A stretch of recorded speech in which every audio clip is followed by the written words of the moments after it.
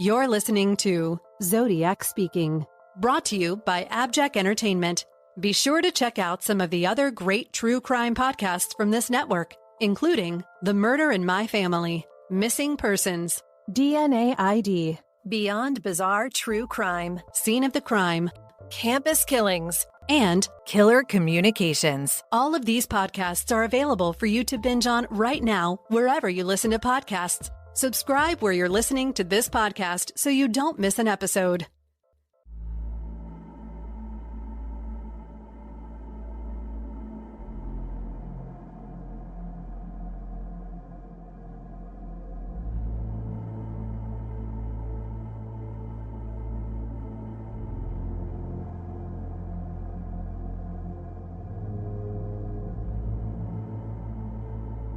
This is a Zodiac Speaking.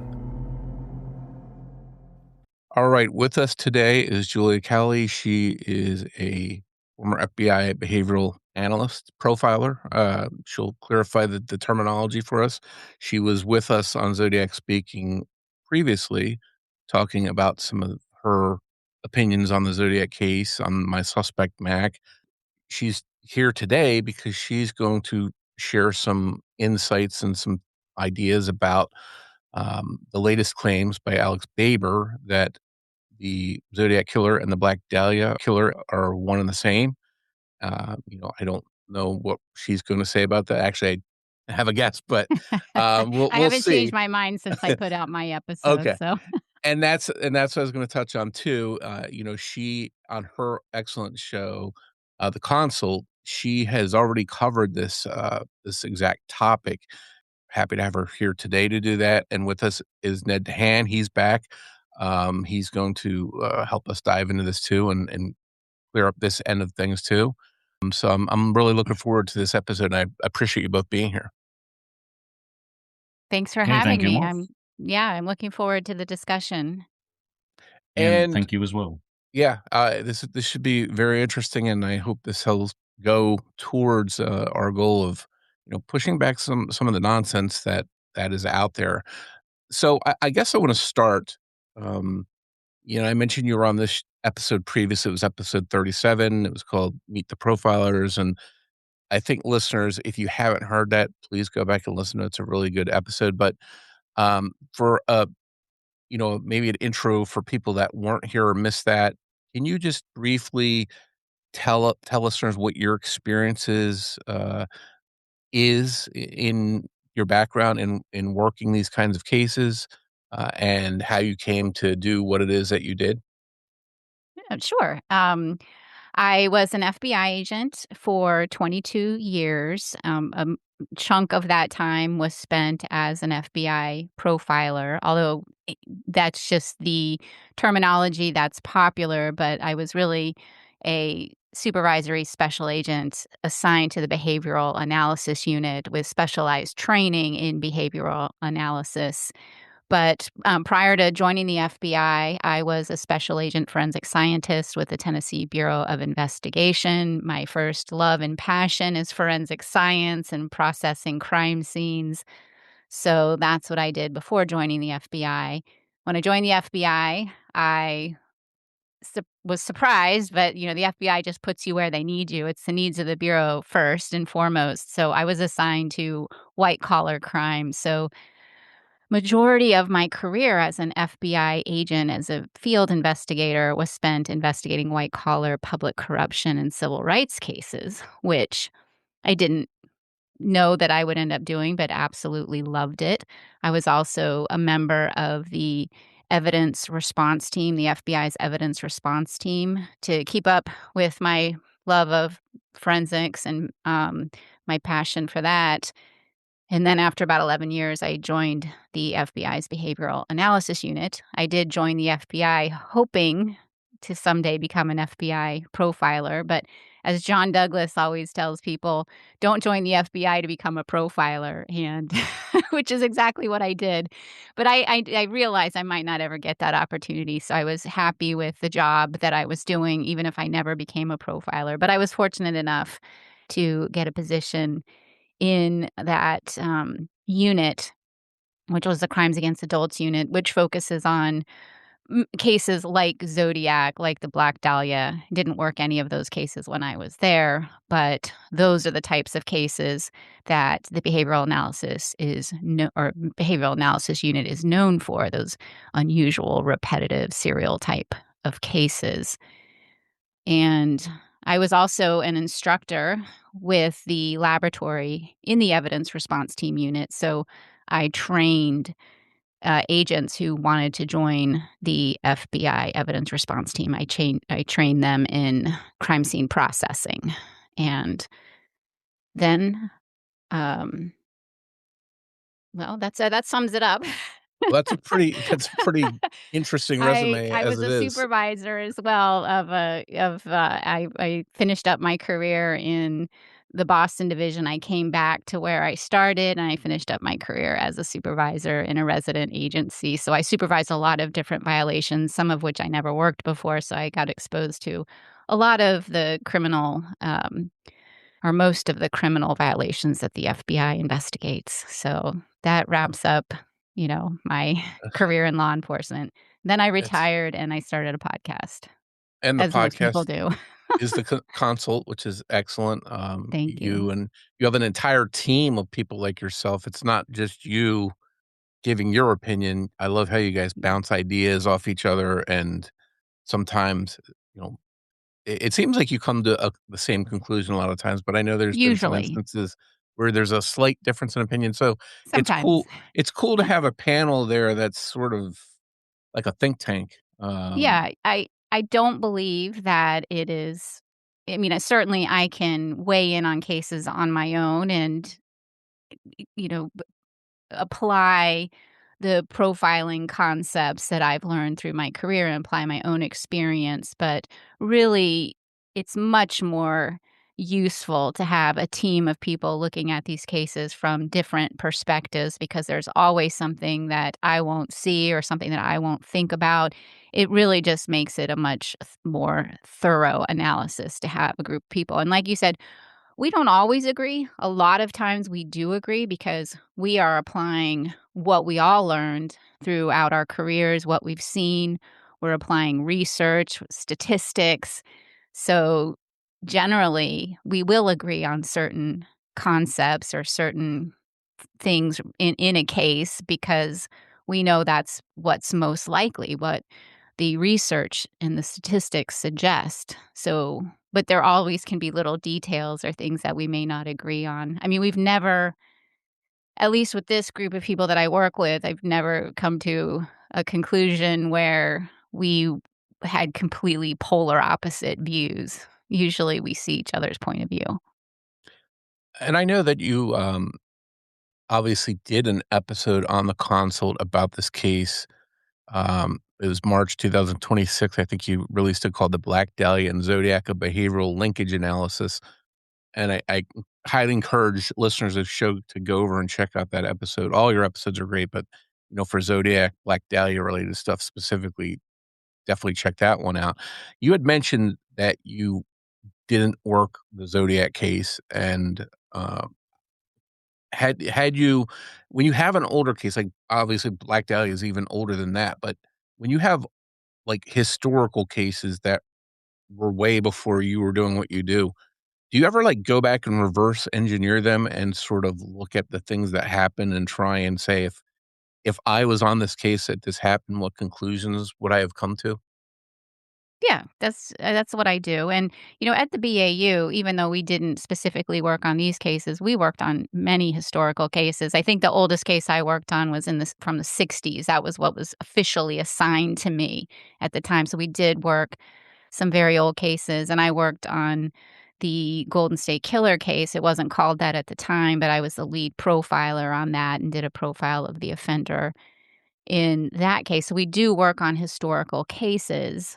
What you try to do is just tune out all the noise and go back and look at the original documents, the original reports, the crime scene, the autopsies, if they're available, photographs if they're available. Sometimes you don't have access to all this information. Sometimes it's lost. Sometimes it wasn't done.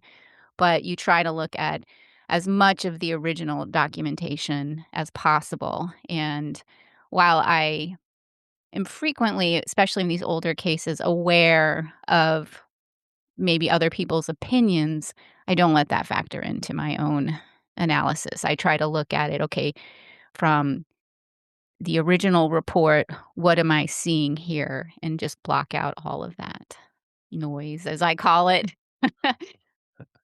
And you did that episode I just mentioned back in March 2026, you released it. I'm curious, what led you to do that episode and sort of dive into these claims that were made by Alex Baber?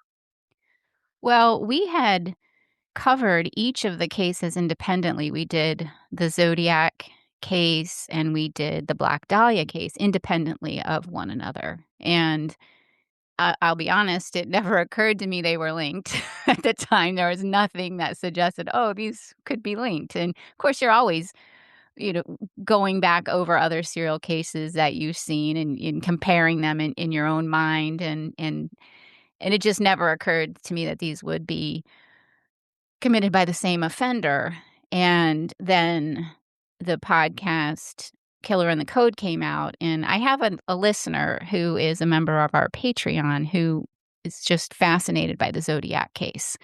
And while he enjoys hearing other cases, this is his case he's got a particular passion for, and he asked me to listen to Killer in the Code. He found it very compelling, and I hadn't gotten to it yet, but he was kind of peppering me with questions. Well, this is what the detectives are saying. This is what NSA is saying. And I got very interested, and so I did listen to it and came to an opinion after listening to it. What I'll say first and foremost is that I did not know who Alex Baber was. I had not heard of him before. So I was listening to this not knowing any of the players. I think the only person whose name I recognized was Mitzi Roberts, who I knew had been the lead detective on the Black Dahlia case for many years. And that was the only name I recognized. And of course, Michael Connolly, who's the host. But I didn't know Alex Baber. And I thought it was interesting. I do like to hear other people's perspectives. I was listening with an eye or with a real focus on what evidence do they have, and do I find that evidence compelling? And when I got to the end of it, I didn't really find the totality of the evidence very compelling, or any one factor that I thought was a smoking gun. And that's why I decided to address it on our show, because of specifically for one listener who was very interested. And I was getting, well, not a lot of questions, but hearing about it every now and then. There's a link. What do you think? I was interviewed by an LA Times reporter. And so I guess that was all that combined prompted me, let's just do an episode on it. I'd like to see what my colleagues think. Because as I was mentioning earlier, that was just my opinion.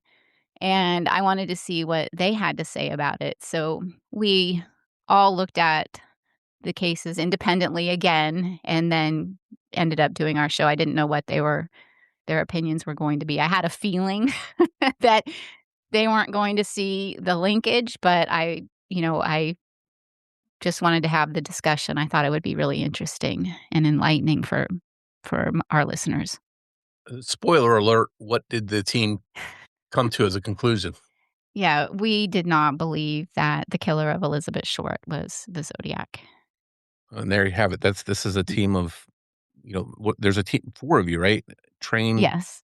experts with decades of training experience come to a common conclusion based on your experience, based on what you were taught, based on the cases you looked at previously. Yeah. And I think that's pretty powerful. Obviously, I'm no expert like you, not trained, but I've done this long enough, talked to enough people, covered enough cases, and to me, it was blatantly obvious that these killers were not one and the same. Um, but I wonder if you can talk about maybe some of the things um, that are, maybe make them different killers in your opinion. Yeah, let's see where, I think that the the number one thing is where the focus is, what the needs of the offender seem to be. And with the Black Dahlia case, you have a focus on her, the victim, the body itself, postmortem mutilation, extensive postmortem mutilation. I cannot emphasize that enough, how unusual that the behavior that we saw in that case was or is, even in very brutal serial killings. The Black Dahlia case really stands out in its brutality and the level and amount of mutilation that was done to her, and a great deal of time spent on the victim. She was the focus. The focus was not getting attention for himself, whereas you have the Zodiac. These crimes are, going back to Black Dahlia, the offender would have had to have a private location and spending a significant amount of time with her, several days. And that, again, is very unusual behavior. So comparing that with Zodiac, where you have these crimes that are done in public, there's not a lot of interaction, in some cases a little bit more than others, but the time is not spent with the victims. That's not the focus. The time is spent on gaining attention, crafting a persona for this offender, communications. He was extending his crimes by communicating with the media, with the police, by instilling public fear. And those are the main differences. What the offenders are getting out of the crime are very different things. That's what we're looking for, the underlying motivation, the underlying behavior. What's the gratification? What actually are they doing, and how are they interacting with the victims? Now, there are some very, what I would call, superficial links that you see this every time. Anytime an offender writes a letter to the police, the public thinks, oh, that must be Unabomber. Unabomber must be Zodiac. Unabomber must be Golden State Killer. And just to clarify, I don't believe the Golden State Killer ever wrote or communicated with police. I think that is something that has been a misconception on the part of the public. But, you have these kind of these overarching themes with many serial killers, but that doesn't mean they're all connected. So, and let me maybe dumb it down, not speak as eloquently as you did, but Why, um, thank you. I didn't think that was that well, eloquent. I mean in the most basic of terms. So, it's fair to say that in Zodiac's attacks, he was pretty much in and out as fast as he could be, with the exception of the Lake Berryessa incident where he spent a little bit of time with the victims, but not hours by any stretch.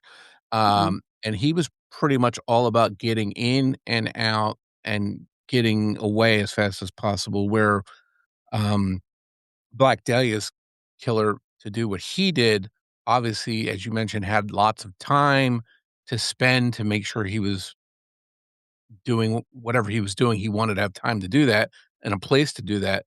So that's wildly clashing. And then it seems that where, although there's a possibility, I guess, that the Black Dahlia did reach out to the press, um, that seemed to There's be one confirmed letter, yeah, yes, and but very different Zodiac's in its tone. okay, and I'd like Yeah. you to talk about that too, Yes, of course. because Zodiac's seemed to shift almost from the murders to the attention he was getting from it. So if you can maybe talk a little bit about those letters, too, between, the comparisons.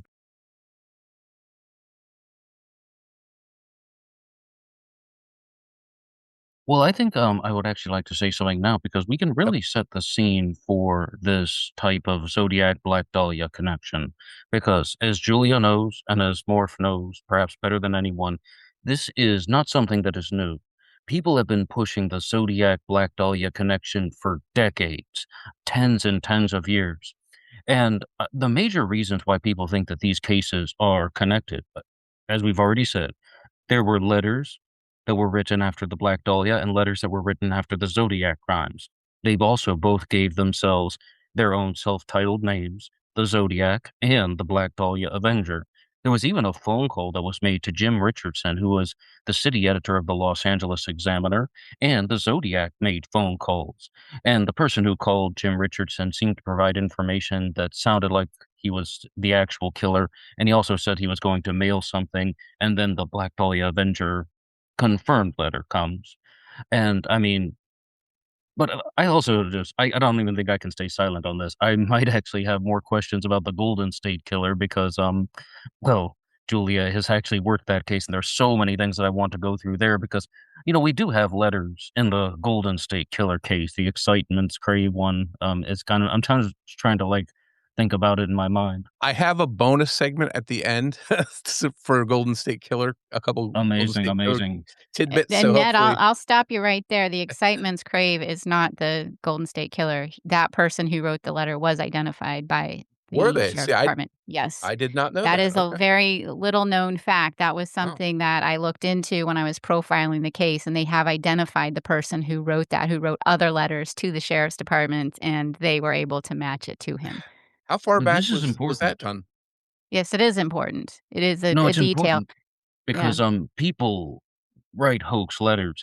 People write fake letters pretending to be the Zodiac Killer, pretending to be the Black Dahlia Avenger. And Excitement's Crave actually says your East Area rapist at the end, right? It doesn't say Golden State Killer, it says East Area rapist. People do stuff like this. So just saying that there are the letters in the Black Dahlia case and the Zodiac case, that is a horribly weak connection.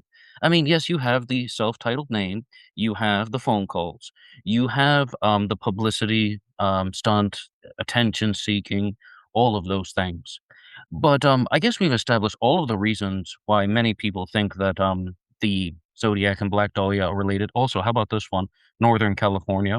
Elizabeth Short, the victim in the Black Dahlia case, spent time in Vallejo. The Zodiac killer loved talking about Vallejo, even though he operated in other areas. But, he was very, very adamant about using the name Vallejo in his letters. He wrote it on the car door at Lake Berryessa. Elizabeth Short spent time there. And, we now have a possible solution to the Z32 cipher from, well, Alex Baber, as well as a landscape architect from Australia named Paul Brookbanks that goes to Oakland, California. Elizabeth Short was buried in or around Oakland, California, and she was buried in the Mountain View Cemetery. So we have this Southern California connection, Northern California connection. There are similarities. I do not deny that. But we have the profiler right here. Are the similarities so small that it's just insignificant, or are they so enormous that people should take the Zodiac Black Dahlia connection seriously?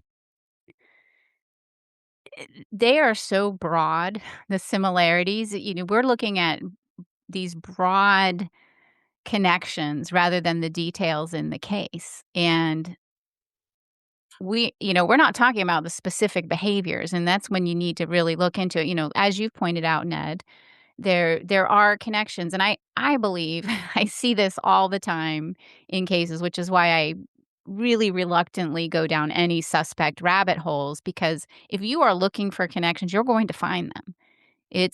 That is no doubt, and there were many great suspects the in the case of the Golden State Killer, great suspects in Zodiac. I mean, like, you can make things fit if you try hard enough, and I think that's what happens with these cases. But, you have something as if, they're all in California. Oh, and this person happened to spend time in this area, and you can always find that if you're looking for it. What you're not doing is necessarily looking at the things that aren't similar. You're just focusing on, oh, how can I find the similarities? And I think that's a mistake that gets made when you go down a suspect rabbit hole without, having maybe some forensic evidence or a forensic connection.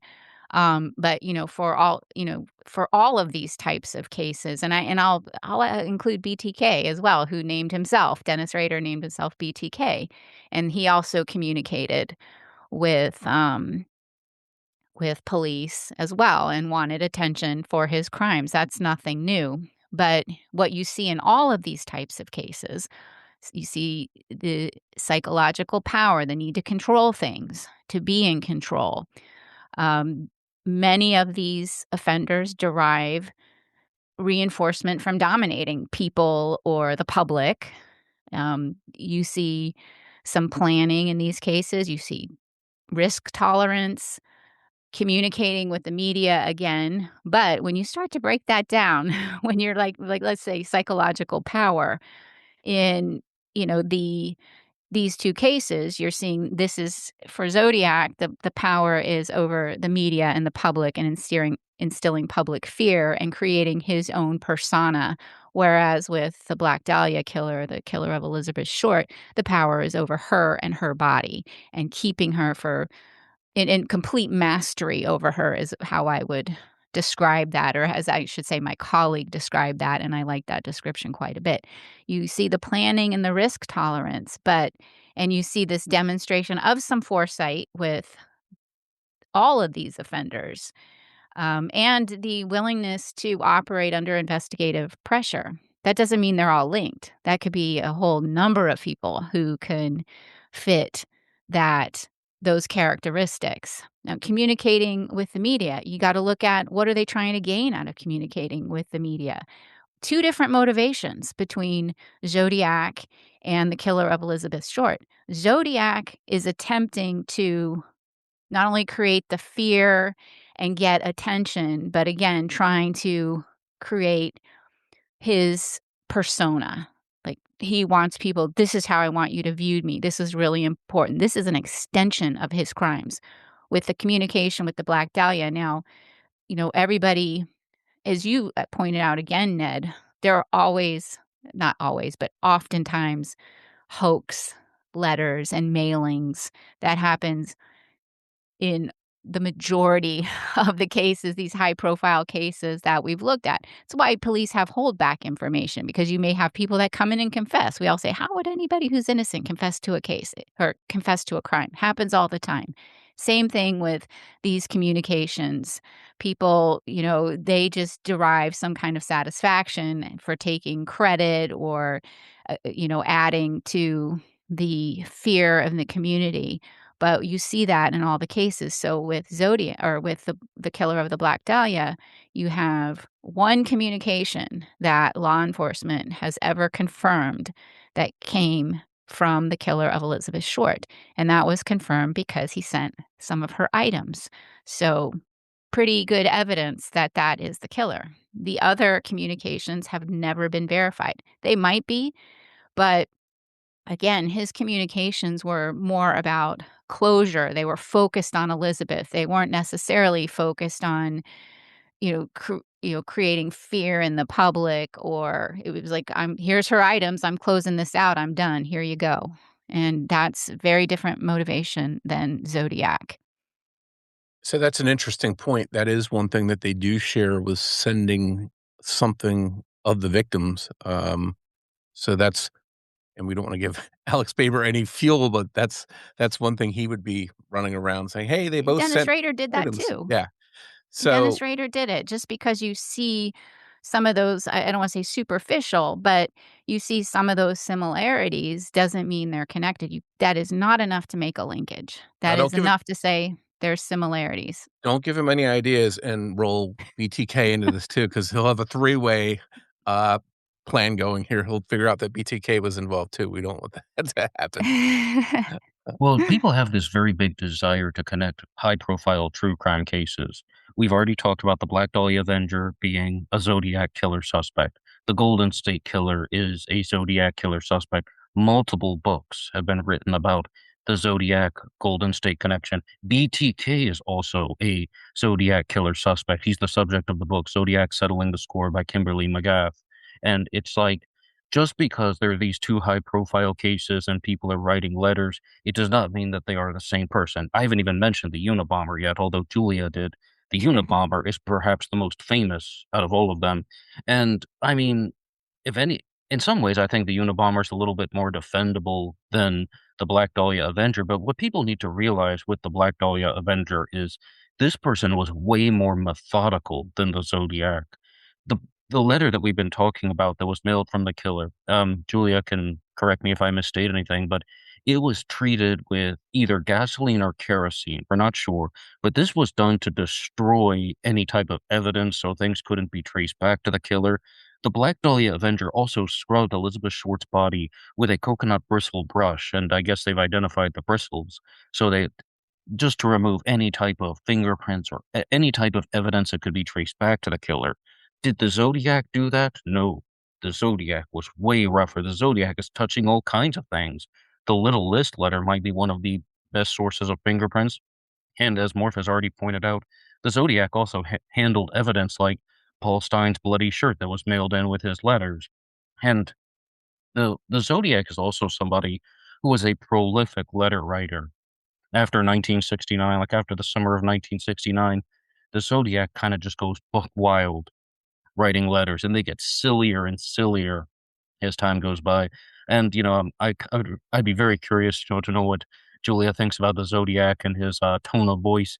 At first, he started out saying stuff like, "I like killing people because it's so much fun," and then by December of 1969, 5 months later, he's like, "There's this thing inside me that it's making me kill people, and I can't stop." And then by 1970, he's like, "Hey, if you guys would wear some Zodiac Killer buttons, that would really be nice. I don't want to feel lonely, and I don't want to feel ignored." It's like he's getting sillier, childish, and a little bit ridiculous, to be honest. But those things, from my own experiences, have not been found in the Black Dahlia case. I mean, yes, there is this letter that was mailed with her belongings, and yes, it seems like this person did want a little bit of attention, and a lot of people believe that the phone call to Jim Richardson of the Los Angeles Examiner was from the killer. Yes, this person does want attention, but very little compared to the annoying, trash talking loser that was the Zodiac killer. To me, I mean, I'm seeing personalities that are on completely different ends of the spectrum. And I would just love to hear more from Julia. Yeah, and let me just say real quick too, you brought that up. I felt like Zodiac was trolling everybody at some point. It like almost like a mocking way of, just messing with people, messing with the cops, messing with the press, and not. I don't think he believed any of the stuff he was writing. That's right. I think he was literally trolling people. Oh, Um, absolutely. but Absolutely, Morph. I'm Because it's curious because it seems like in the Dahlia case, it was maybe not trolling, like, maybe taking some pleasure out of it. I'm curious to see what Julia thinks about that. But I do have just to say one thing real fast on that. Absolutely, the Zodiac was trolling. I don't think he actually believed that he was gonna die and be reborn in paradise and have all of his slaves working for him. And I also don't think the Zodiac actually believed that stuff in the Melvin Belli letter about there's this thing inside me that won't stop, that's driving me to kill people, like, and complaining.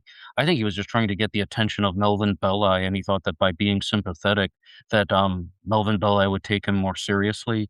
And even the stuff about the Zodiac killer buttons, it's that one's not so much deceptive, but it's absolutely trolling. He's like, "Hey, I'm gonna start killing people if you guys don't wear buttons with my symbol on it." The Zodiac was trolling so hardcore. I mean, he was a real serial killer. It's not all a joke. It was a game to him, but I don't think he really showed a lot of emotions in his letters that were honest. Now, with the Black Dahlia case, the Black Dahlia Avenger, that person really just wanted to kind of confirm that he was the killer. And it's kind of like if he's an attention seeker, that's like 10%. And then the Zodiac killer's like 75%, like of just about getting the attention of the media and all that. But I guess we've covered that. So I would love to hear from Julia.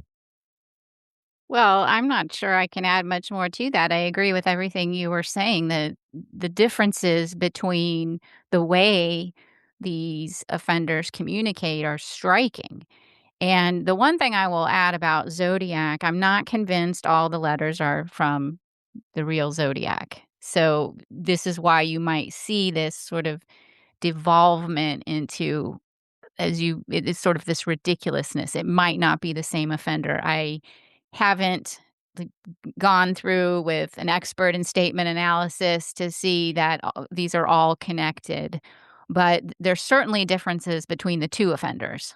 And then you do see a little bit of a change more so. I mean, you still see this sort of flippancy with the Zodiac from the beginning that just becomes more pronounced. So it makes me wonder, are we just dealing with someone who's a different person just playing games and playing off the way the Zodiac began? Or are we just seeing the Zodiac becoming more and more flippant and silly and taunting and almost comical, which is how he kinda starts. He's kind of I think it starts very flippant, comical in some ways, but it just becomes more pronounced, and so I just don't know that I'm comfortable saying I think they're all connected, all of the communications, but certainly, whether they are all connected or not, the Zodiac killer wanted attention. He wanted to be perceived a certain way, and the other thing about him, he's very petty.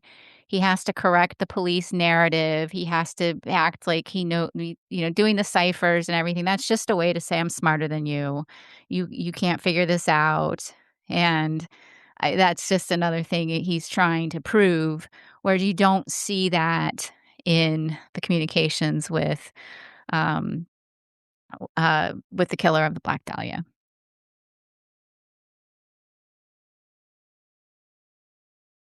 I just wanted to bring one more thing back into that. I wanted to bring Joseph D'Angelo back into this for a second, um, because as Julie pointed out, he didn't really have an interest in reaching out to the press because he got his pleasure reaching out to the victims and torturing the victims, calling them weeks, months, years after the fact, and so that's interesting when you see that kind of person who doesn't want the fame and the press.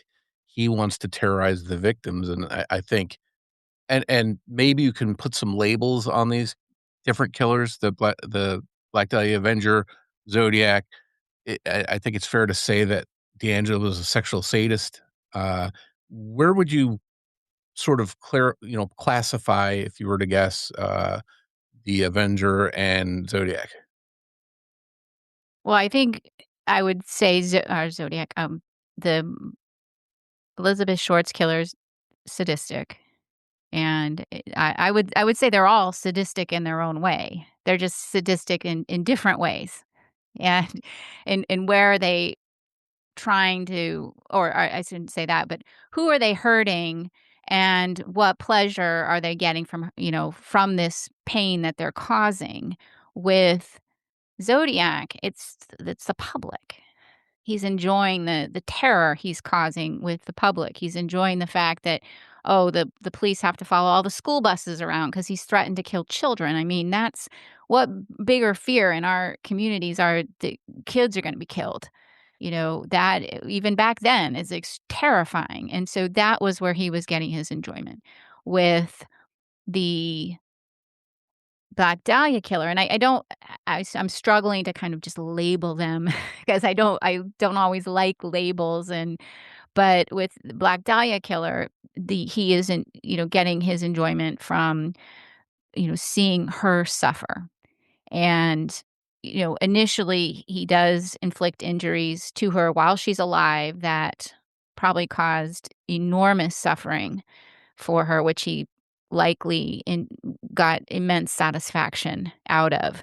But then, even after she's dead, he's enjoying complete, again, to go back to what my colleague was saying, mastery over her, spending time with her, inflicting all these different injuries on her. And in a way that, some people would describe as that is, when you want to ultimately completely control someone and their body, that is an element of sadism as well. Golden State Killer, a lot of offenders gain satisfaction just by seeing the fear or hearing the fear in their victims' um, words and actions. They just enjoy that part of it. And I think that's what D'Angelo was getting out of it. I don't think D'Angelo necessarily the killing of it itself was the ultimate gratification. It was the ultimate control, and you know, and which is what I think is kind of the underlying motivation for all of these offenders, is this need to control, ultimate control. But with D'Angelo, it's, the process was really about controlling their home, their environment, making them fearful, that he had complete control over them. For the male victims, he was controlling the female victims in front of them. I think that was a huge element of his crimes, was to not only terrorize the female victims, but also the male victims, and to prove, I'm bigger, better, stronger than you. I can take your partner away from you, and there's nothing you can do about it. So you have to look at all these different elements. It's not the first time either. D'Angelo calling victims. It's not the first time we've seen that in cases. Again, Dennis Rader did that. I'm going to throw someone else in the mix. Israel Keys did that. I mean, again, it's a way to prolong the pain and the suffering. Rex Heuermann did it. He called the victim of a sister and tortured her.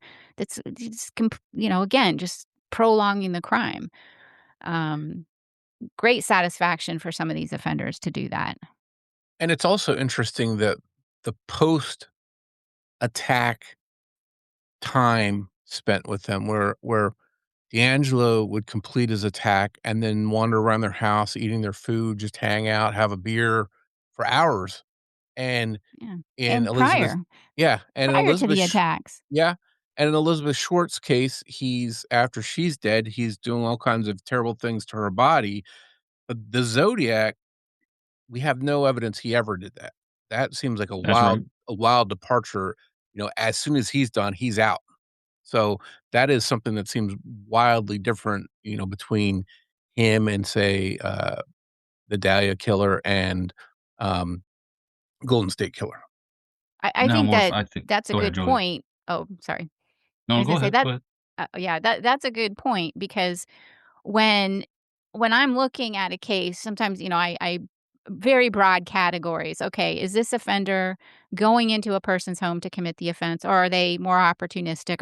Are they doing this in public? So you kind of separate that. And I'm not saying they can't cross over. An offender who kills someone in public could very well go into their home, but with Zodiac and Joe D'Angelo, as far as we know about Zodiac, never entered anyone's home. These are very public. He wanted them in the public. D'Angelo, it had to be in a home. It had to be. And I'll tell you why I think that. In every single case, he never attacked or sexually assaulted a victim until he ransacked their home. And sometimes he would do it multiple times. In between sexual assaults, he'd ransack. This was a key component to his crimes. And in one case, he kidnapped a girl out of the home, tied her to a tree, attempted to sexually assault her, ended up not being able to. He kicked her and he said, "This isn't working," and he left. And I completely believe that by omitting the ransacking aspect of his crime, it was not gratifying to him. He needed that.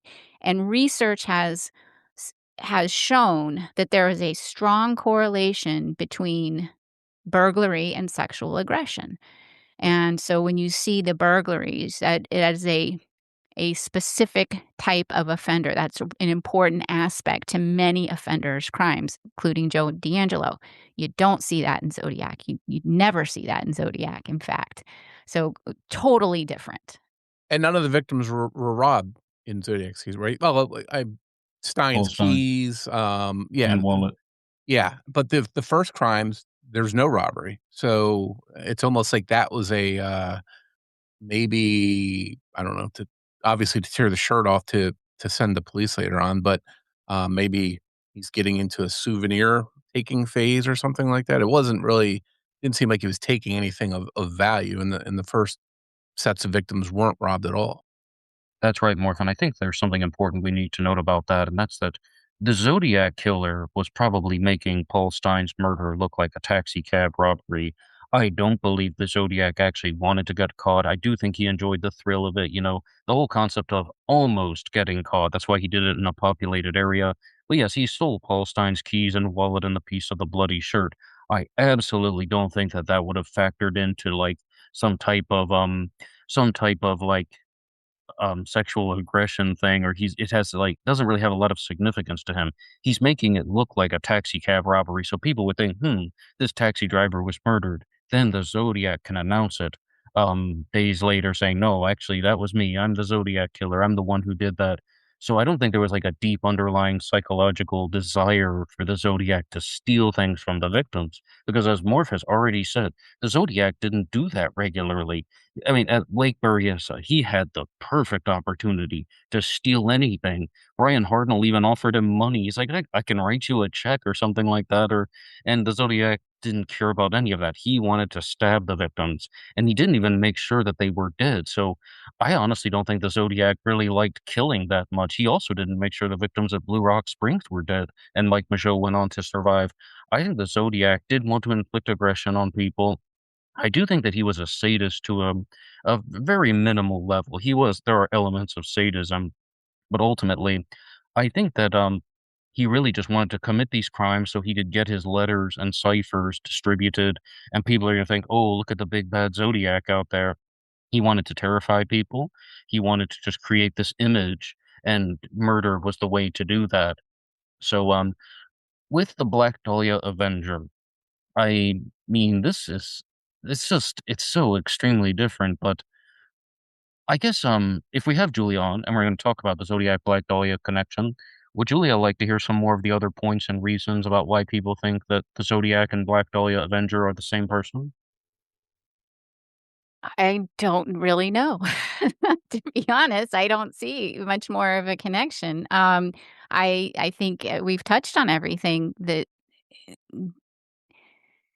Well, I guess what I I would think say I is, guess the other thing, the evidentiary, this drawing of what Baber purports to be Elizabeth Short that was supposedly drawn by their suspect many years later prior to his death. And it was described, I think, in the podcast, it was really described as maybe a deathbed confession of some sort. I think that's where I saw it, either in a podcast or an interview, and that became very compelling to the group of investigators that that was a connection. That's the only other thing I can think of that they think that there's a linkage, the things we've already talked about, and then that specific drawing. well, there are other, people who have supported this Zodiac Black Dahlia connection. Like I said, it's been going on for decades. I mean, Steve Odell has written numerous books about it. John Cameron has also proposed that the Zodiac and Black Dahlia event were the same person. And even on my YouTube channel, Black Box Online Radio, I see people in the comments from time to time supporting this theory. Now, one of the biggest points that they look to is that, firstly, the time frame actually might work. With somebody like Marvin Margolis, he would have been 21 years old at the time of the Black Dahlia murder, right? So then, if we're going to go ahead in time for all the way to Zodiac, he would have been approximately 43 years old. I mean, it is feasibly possible for somebody to have that and match the witness descriptions. He's not too old. He's not too young. But then, to talk about a different suspect, George Hodel has been accused of being both the Zodiac and the Black Dahlia Avenger. And Steve Hodel has this narrative about how George Hodel was going around the world committing murders and then dumping the bodies near near locations that had significance to him.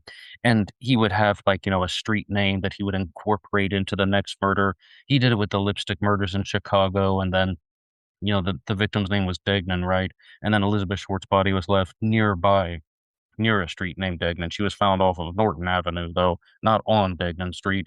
And then George Hodel goes to the Philippines, and he, in Steve Hodell's theory, committed the murder of Lucilla Lalou in 1967, dismembered her body, and she was found 500 meters from a street named Zodiac. And then he would have gone to California in 1968 and now has adopted the Zodiac name. It's like this type of almost playing a game, or it has significance to him. It has meaning to him. Can I just ask you, you are a real FBI profiler. Do serial killers actually do things like that? Like go around the world and just kind of leave this trail of clues about dumping a victim's body and, I'm going to use this street name in my next murder. Does that actually happen?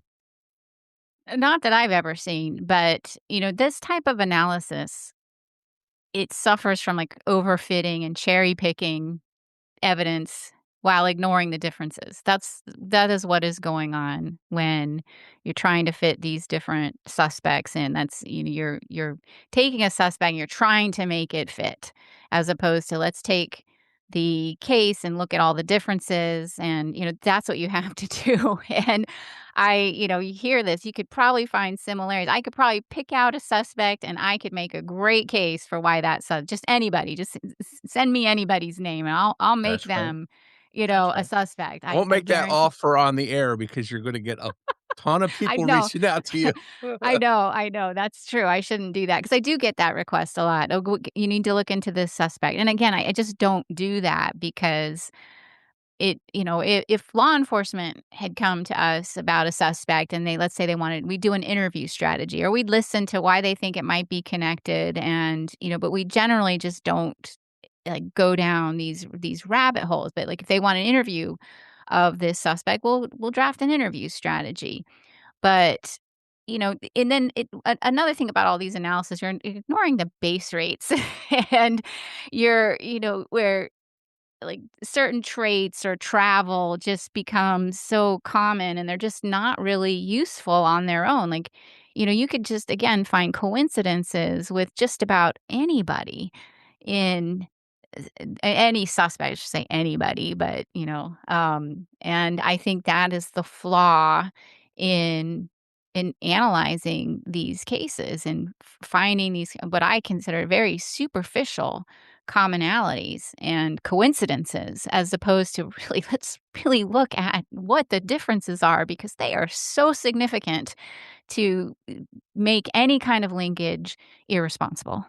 It's like you might find 2 or 3 things that are common and 100 things that are different, but it's like, let's just focus on the 2 or 3 things that sort of strengthen our case and ignore the other 100 things that don't. Right. What is the interaction between the offender and the victim? Start there. What are the injuries? What is the offender getting out of this? That is so important.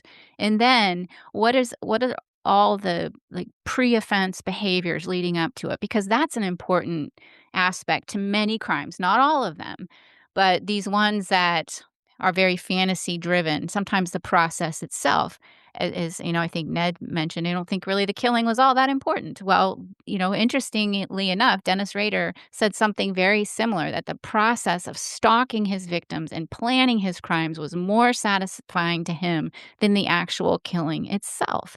I think the same very much with Joe D'Angelo.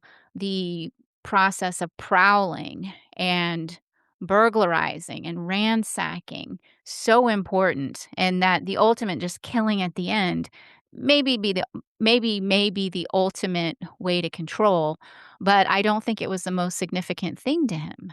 I don't see that. And so that's what you're looking for. These are key differences.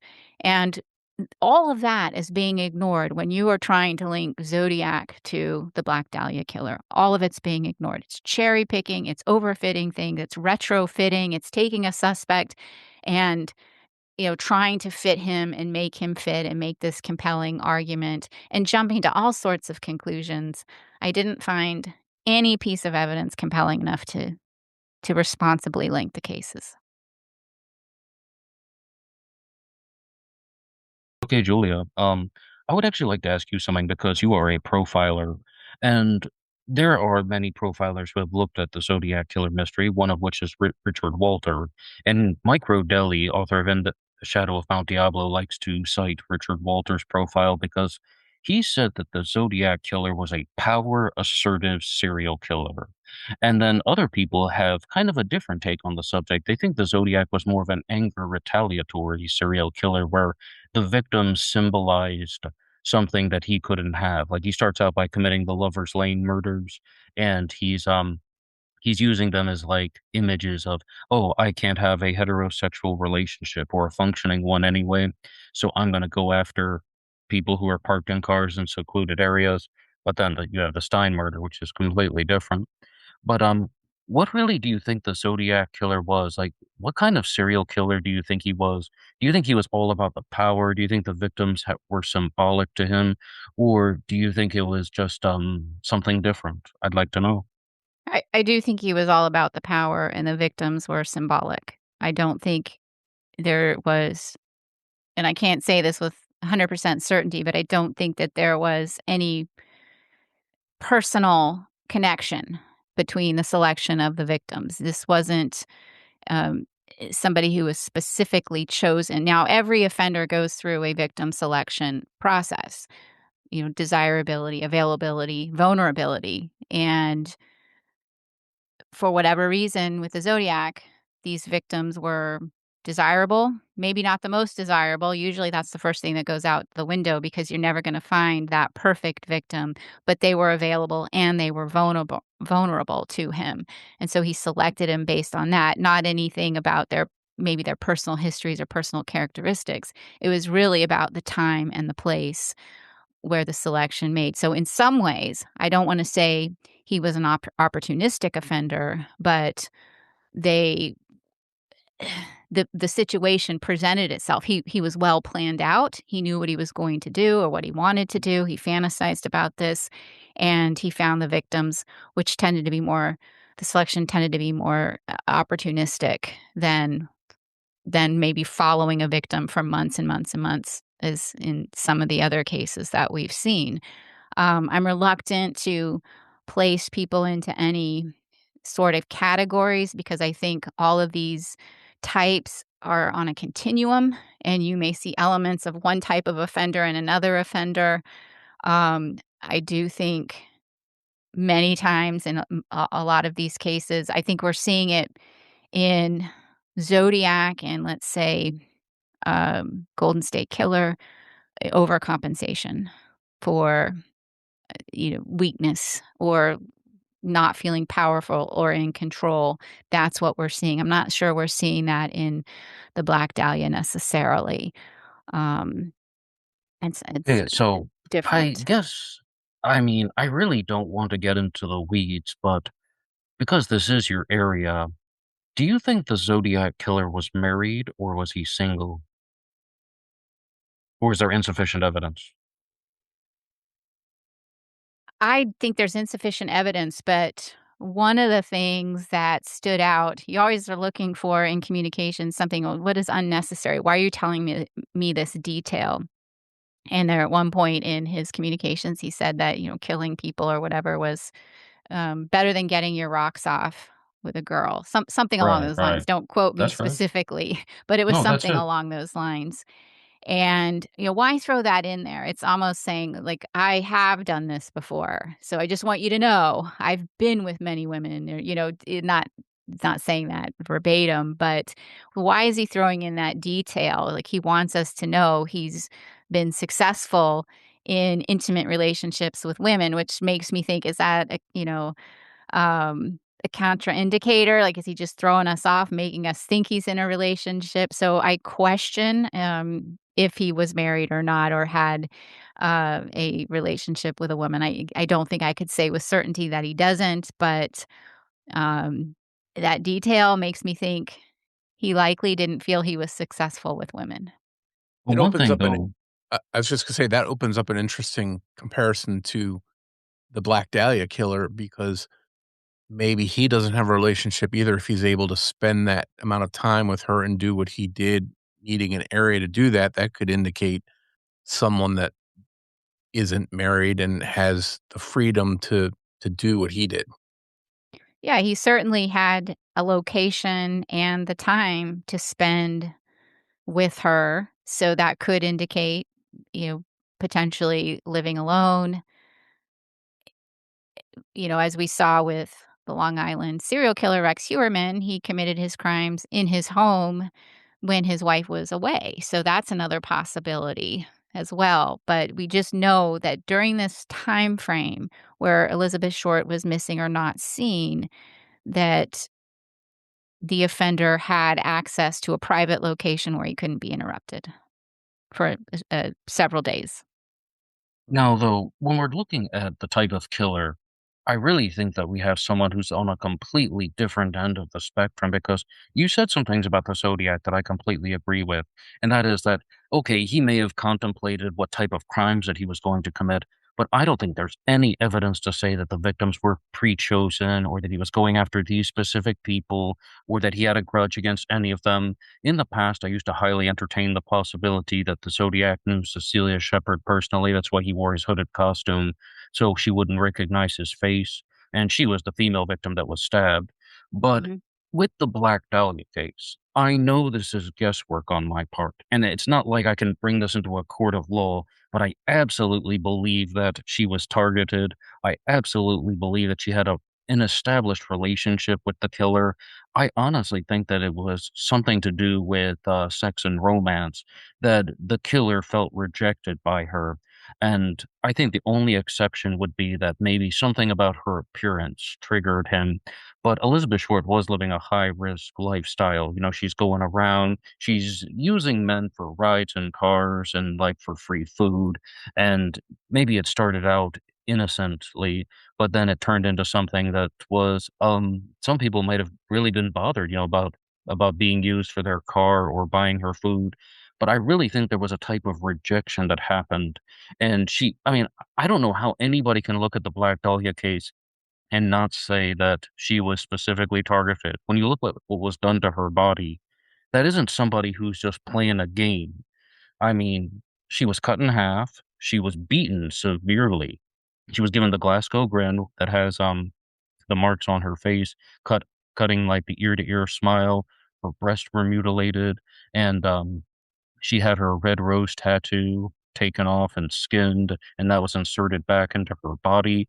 All of these things look extremely personal, and it's like this person, the Black Dahlia Avenger, wanted to degrade her, wanted to insult her, left her on the sidewalk or next to the sidewalk like she was garbage. And I really think that there was some type of rejection that happened. Maybe she made a comment that bothered him. Maybe she was nice at first and then went mean. Maybe she looked at him the wrong way. But I mean, what do you really think, Julia? I don't think you can rule out this is somebody that she knew or had contact with in her past. If not, it is very likely somebody that she would have been comfortable going with. And we know the type of men that she dated. She did date men in the service. So this would have been somebody that to her looked familiar in the sense that they don't appear risky. They're more professional. They maybe had a suit on or military attire or something like that. But I don't think you can rule out it was somebody that uh, knew her or she'd had contact with. Now, I don't think I could say that with 100% certainty. Now, the thing about the personalization, one of the things that when you look and you named off some of what was done to her, and it's even more extensive than that, and even what you've listed off is horrifying. This is somebody that this wasn't just necessarily Elizabeth Short made me mad and I'm going to do this to her. This is somebody that had a fantasy, that had thought about this long before probably ever he came into contact with Elizabeth Short. And this is not something that just, I want revenge, so I'm going to do this. This was, very fantasy driven. This person had these thoughts long before ever contacting her, which is why we thought it's very possible he had done this before. And if it was somebody that, she tended to date men in the military, so this could be something, are there any crimes overseas? And I know that extensive research has been done to try to find something similar, and nobody has done it. But it was our collective opinion that this was so rich in fantasy on the part of the offender that this was something that had been thought about a long, long time and likely could have been done before. Is it 100%? No, because profiling is never 100%. So, Right. so those are my thoughts about, is it specifically about her? in some ways, yes, but I think that these fantasies were not triggered by just rejection. She may have rejected him, and this may have been, "Okay, you're going to be my victim." But the rejection did not trigger all of this against her. You bring up an interesting point, um, that you thought that maybe he had done this before, and I'm curious, when somebody has these fantasies and they finally get the chance to do it, how can you differentiate that this might be their first time doing it versus they may have done this before? Is it because it's sloppier early on and then they hone their skills and it looks cleaner and more, uh, like they've learned from their mistakes in the past? How do you tend to see that, progression in these kinds of crimes? That's a great question because you could look at this as experimental in some ways. Well, let me try this. Now I'm going to try this. I have this body here and I've had these long-standing fantasies. I've never done this before, so I want to try different things. I think that's a really great point. I think where I distinguish it is that the skill with which it was done. And it seemed that this person, and I'm not saying like we discuss possible occupations of this offender. I know this offender clearly had a high tolerance for blood and gore, and what he did anyway, it's just beyond, comprehension even for somebody like me that has seen a lot of these types of crimes before. I've just never seen anything quite like this. This is very unique, but high tolerance. So does that mean he had an occupation in this area or this field, and became skilled in that way, or had he done this before and became skilled because he had done this before? And so the way I viewed it is that I can't say for sure that this was his occupation, possibly, but I did find that the way in which the injuries were caused was suggested skillful a skillfulness that went beyond experimentation. I So just want to that's how I distinguish it. I hope that answers your Yeah, question, it why I think does. he had done it before versus why I didn't think it was experimentation. I mean, the even the bisection of her body, which we believed wasn't necessarily part of the crime, it was more for transportation, it was more of a practical consideration. But even that, very skillfully cut. So it just appeared this person at least has experience with knife work. That's a great explanation, and it leads me to a follow-up question. So, I know overwhelmingly people are murdered by people they know. It's usually not a stranger, it's not somebody they run into in a dark alley, and with that in mind, in your experience, when somebody commits this heinous of a crime, this brutal of a murder, and does the things that are done here, in your experience, do you see that with someone that knows somebody with that trend of knowing your killer, or is that the kind of thing where it may be somebody that is not tied to the victim? Yeah, typically in I would say most serial cases, the victims aren't selected because of a personal connection. They're selected for other reasons. But you make a good point. Most people are killed by people they know overwhelmingly. The statistics bear that out. So in this case, I think it's possible just because she was known to frequent certain areas and hotels and movie theaters, and she had areas she was known to be. I just think in this case, it's very possible she had run across her offender before, and this wasn't completely random that she may have known her offender. So I think because of those circumstances, that takes us out of what would be more statistically probable, or that she was just randomly selected and never had contact with him before. And I think that would lead me toward believing that she did know her offender And there's to Okay, some on that extent. note, though, there's really is something we need to discuss, though, and it's relates to something that you said about we know the type of men that Elizabeth Short dated, but she was not a very sexual person, and I'm citing Eli Frankel's book Sisters in Death for this info, and that's that Elizabeth Short had an inflamed gland in her vagina, so sex was very painful for her. They've identified 3 men that she had been with intimately, and not to be overly graphic or anything, just because it's relevant to the case.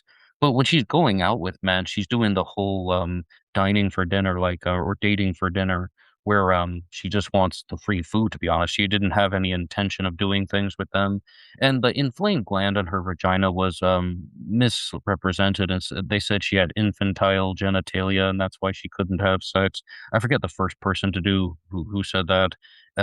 But anyway, it may have been Will Fowler, but she's she's doing this high risk lifestyle. But again, she doesn't really want to have intimate relationships. And this brings us to the man of the hour, and his name is Marvin Margolis, Alex Baber's suspect. The whole Black Dahlia Marvin Margolis connection goes back to the 1940s.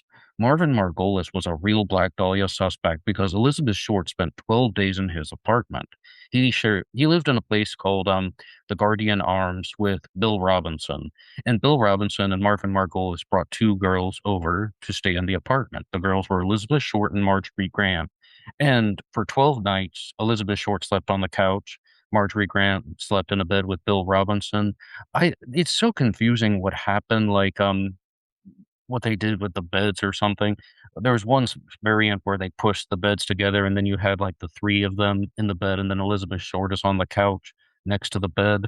But, the whole point is she is in the apartment with Marvin Margolis for 12 days, but she didn't do anything with him. He was apparently adamant that, he wanted some action from her. He wanted to be physical and intimate with her, but she rejected him. So, what I'm going to ask you, Julia, is some people have been listening to this Killer in the Code podcast. They've been listening to Alex Baber, and they're saying, well, Zodiac Black Dahlia connection, I'm not really seeing it. But I do think that Marvin Margolis is a good Black Dahlia suspect. And I would like to know, do you have any comments about him? Do you have any thoughts or ideas about Marvin Margolis as a Black Dahlia suspect without the Zodiac connection? I don't. Like I said, I don't really go down the suspect rabbit holes. I think there are, again, some coincidences. She certainly knew him. I don't think he can be ruled out as a suspect. If investigators believe or confirm at some point that he killed her, then, I have no reason to disagree. I have no basis to disagree with that. I just don't know. What I just don't think is that if he is confirmed to have killed Elizabeth Short, I don't think he's also Zodiac. I think that's what I would say with confidence. But regarding him, I think again that there's a lot of connections. There's some cherry picking of evidence to pin it on him. There's some manipulation of facts, I think, and the ignoring of other things when it comes to Marvin Margolis as a Black Dahlia suspect. I think that's Well, about as much as I can say without really studying him okay, as a I can expand suspect. on that. I can expand on that because let's look at some of the basic features of Marvin Margolis. He was somebody who was 21 years old at the time of the Black Dahlia murder. He was a pre med student at the University of Southern California. He was engaged to a woman named Edith Bernstein. And do you think that that would be the type of offender that we're looking for, a 21-year-old pre-med student? I mean, some people think that the Black Dahlia murder was too surgical for a pre-med student, or they think that the perpetrator was older than 21. I mean, to be honest, after looking into the Dahlia case, I honestly have to admit that I don't know. I'm not a medical doctor. So, I mean, some people don't even like the word surgical murder. But do you think that that's a reasonable type of offender to look at? A 21-year-old Yeah. pre-med student engaged who was a former who he hosted Elizabeth Short for 12 nights.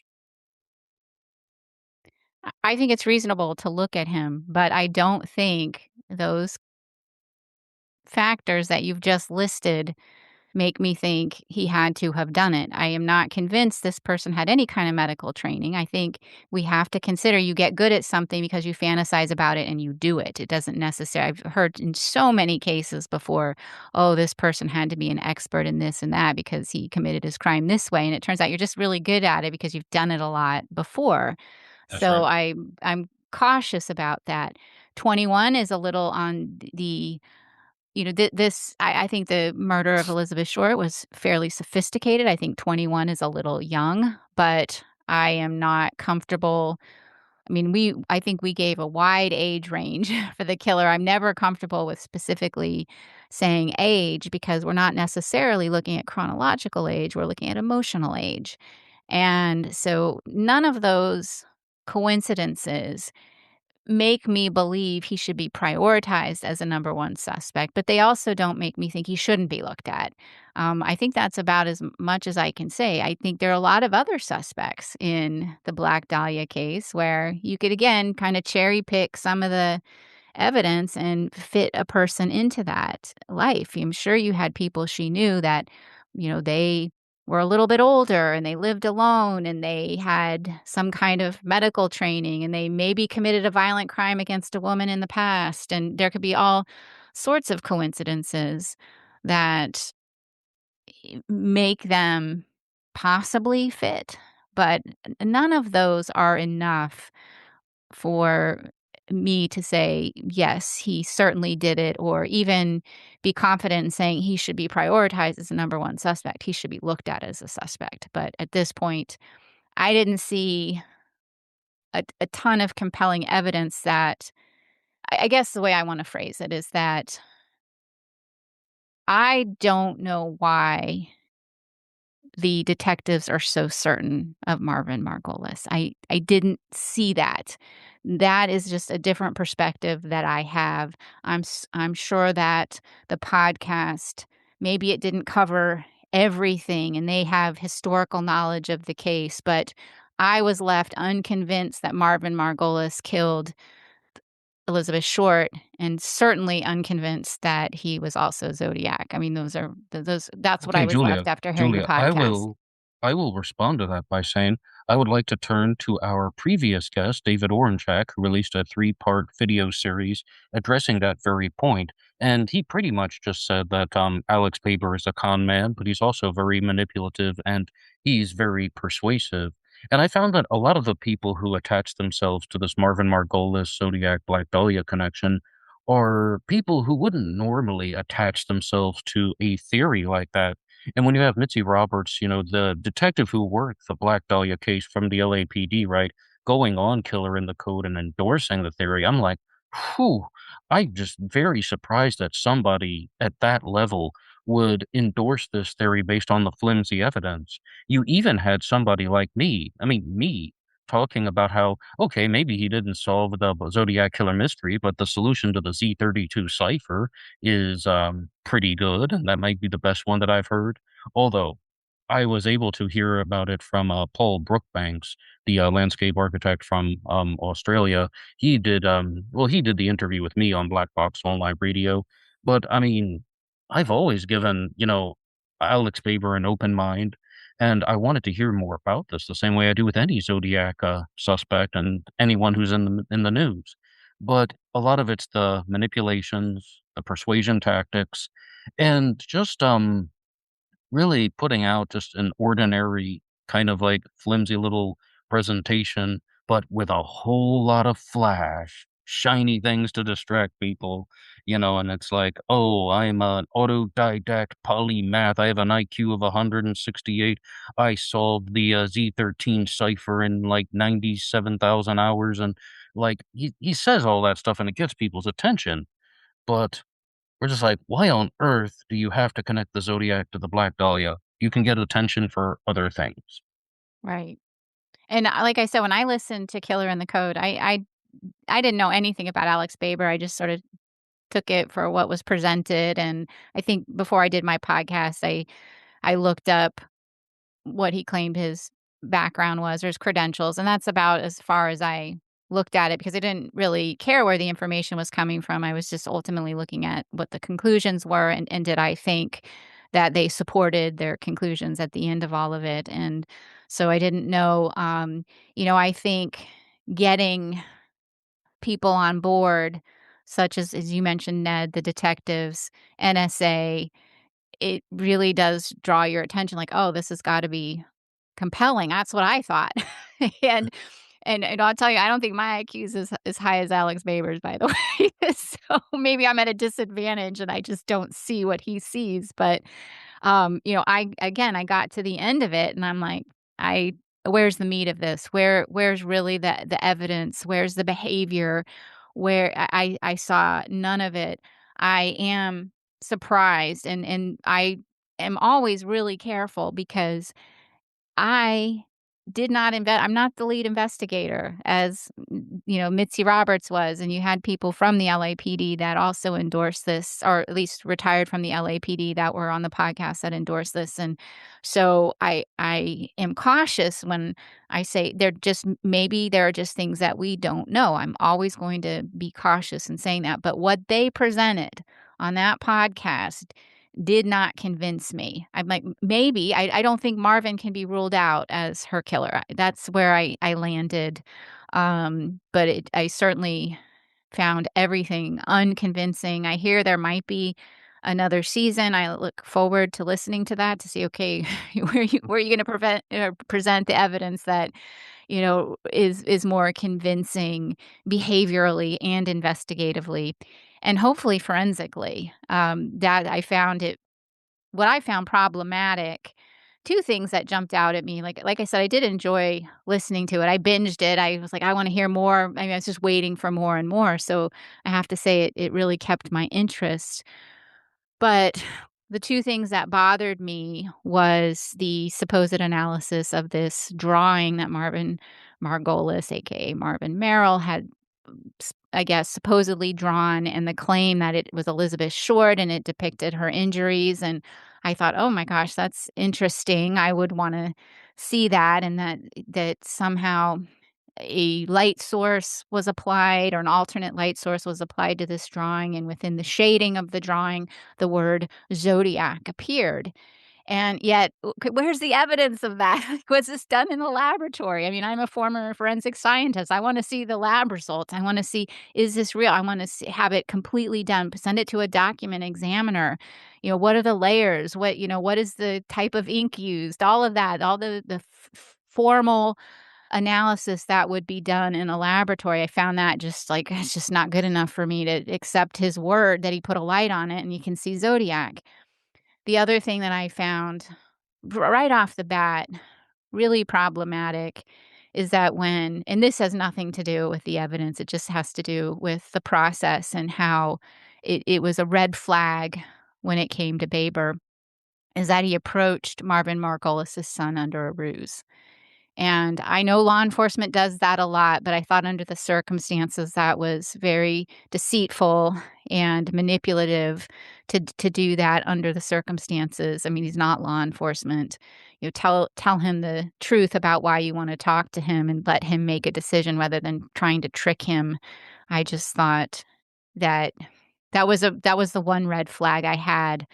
And of course, like I said, I didn't know anything about Baber until I think Larry Harnish did a couple shows on his YouTube channel. He has researched the Black Dahlia extensively, and David Aranchek's 3-part series as well. That's when I learned there might be some questions about Alex Baber's integrity and his experience. How dare Well, you no, ask for evidence, though, from actual how dare you ask for proof of him seeing the word I'm Zodiac funny in there? that way. I don't know. Maybe I'm a little quirky, Well, but Julia, like what I David said want in the the videos evidence. Like, was, what he said in the videos was he thought that like it was done on Alex Baber's phone, like the word Zodiac was kind of like modified just by using a phone or something like that. But, I mean, we Yeah, I don't mean, have the when picture. you do an analysis in a laboratory, you write it down. You write down everything. You take notes about here's what I'm doing now, everything you do, and I want to see that. I want to see what was the process used, what were the results, and of course, somebody just telling me, some person who has no background in forensic science. I mean, I don't know. Maybe he does. I actually don't know that. I shouldn't say that, but not done in a laboratory setting with how it was accomplished? How did you get these results, and how can you prove that this wasn't somehow manipulated in some way, shape, or form? I mean, you have to have a chain of custody, all of that. It just kind of like, I don't know, I can't believe that. I can't believe it until I see it. Then I saw the drawing, and I'm like, that is not what I expected based on the description. It's like, this is, how can you say this is a confession? How can you say this is a smoking gun? I just found that really irresponsible, a total leap. He wants to believe it. The people that wanna believe it are gonna see it a certain way, and I just don't think that that's objectively looking at what the drawing represents.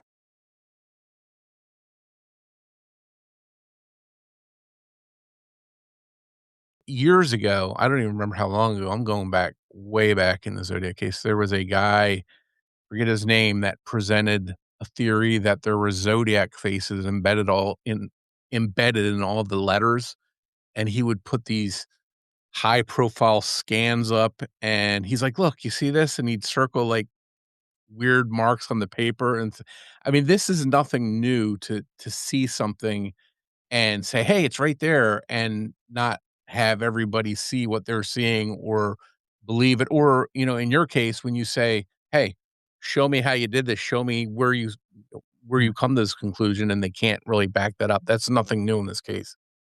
Yeah, it's like, I swear I saw the Virgin Mary in that piece of toast.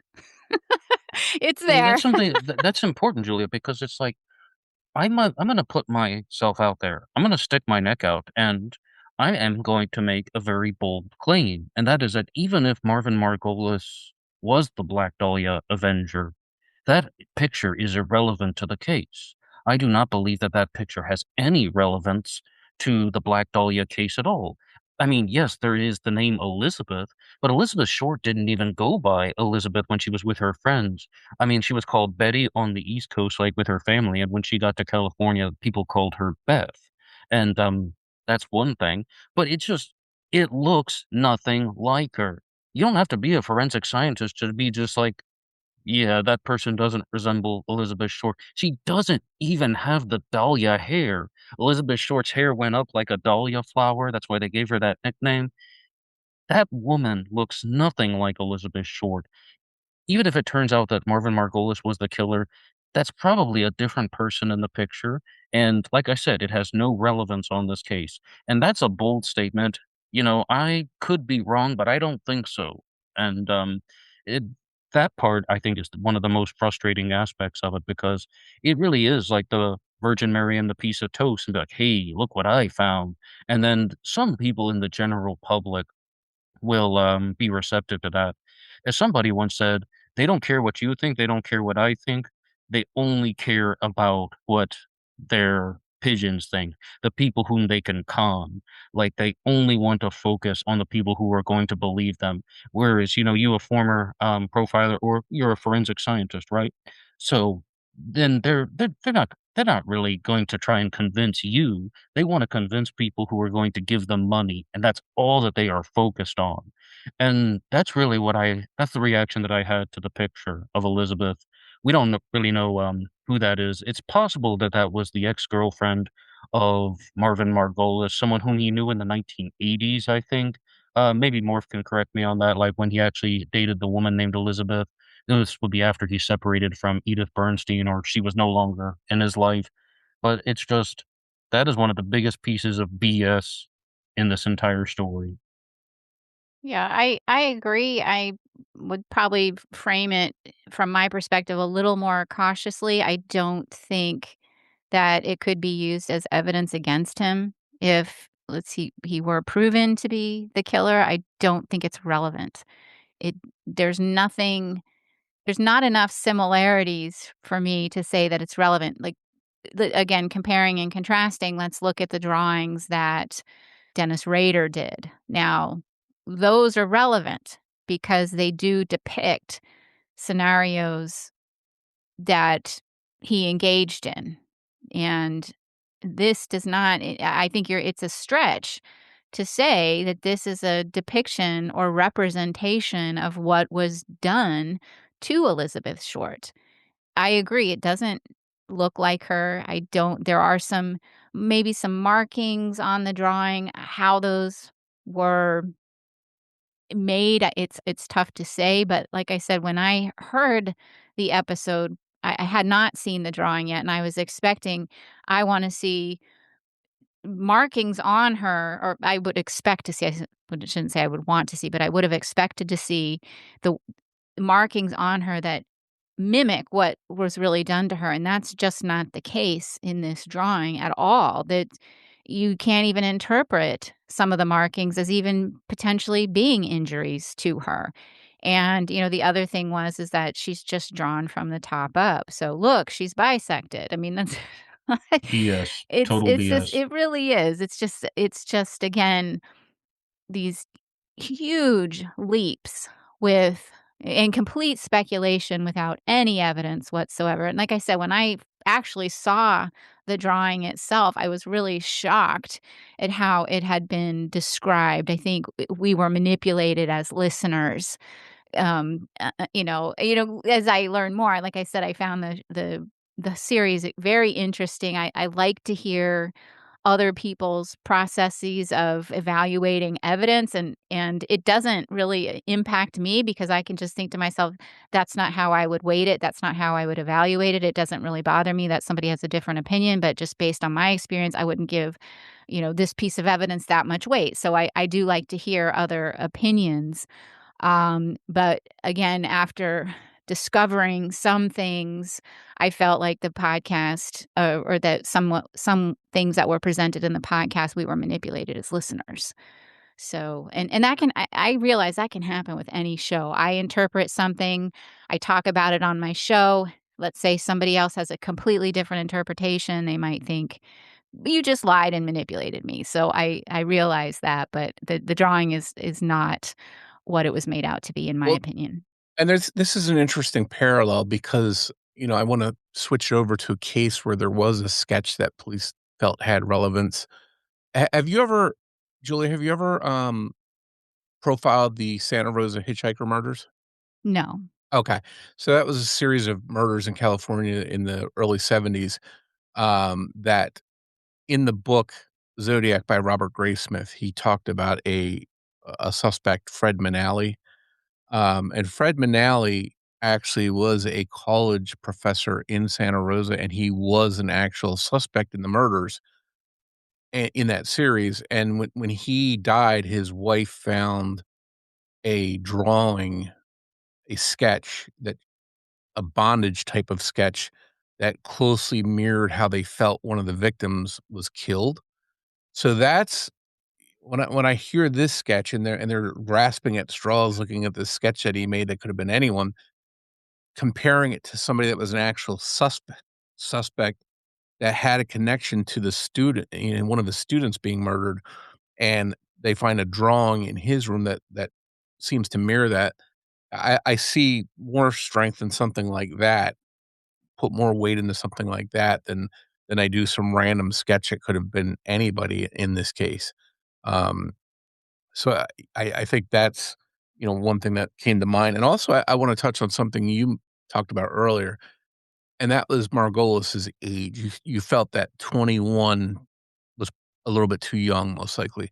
I'm curious, and I think we talked about this the first time I had you on. It was a big age range that you gave for Zodiac, but traditionally, when do people, serial predators like this, when do they start offending? What are the typical ages that you see them start? And is it different for somebody that offends sort of like Zodiac, these hit and run random ones versus someone like that commits these horrid crimes, these despicable, terrible crimes like with Elizabeth Short? Do they start at different ages? Is there a way to say, okay, this tends to be an older offender versus a younger one? I think the research has shown that maybe the average age of this, that in general, a serial killer starts is about 28. But that doesn't mean they haven't committed crimes before or fantasized about things. There's usually some crimes that are have occurred before. There's some pedophilias that are developing.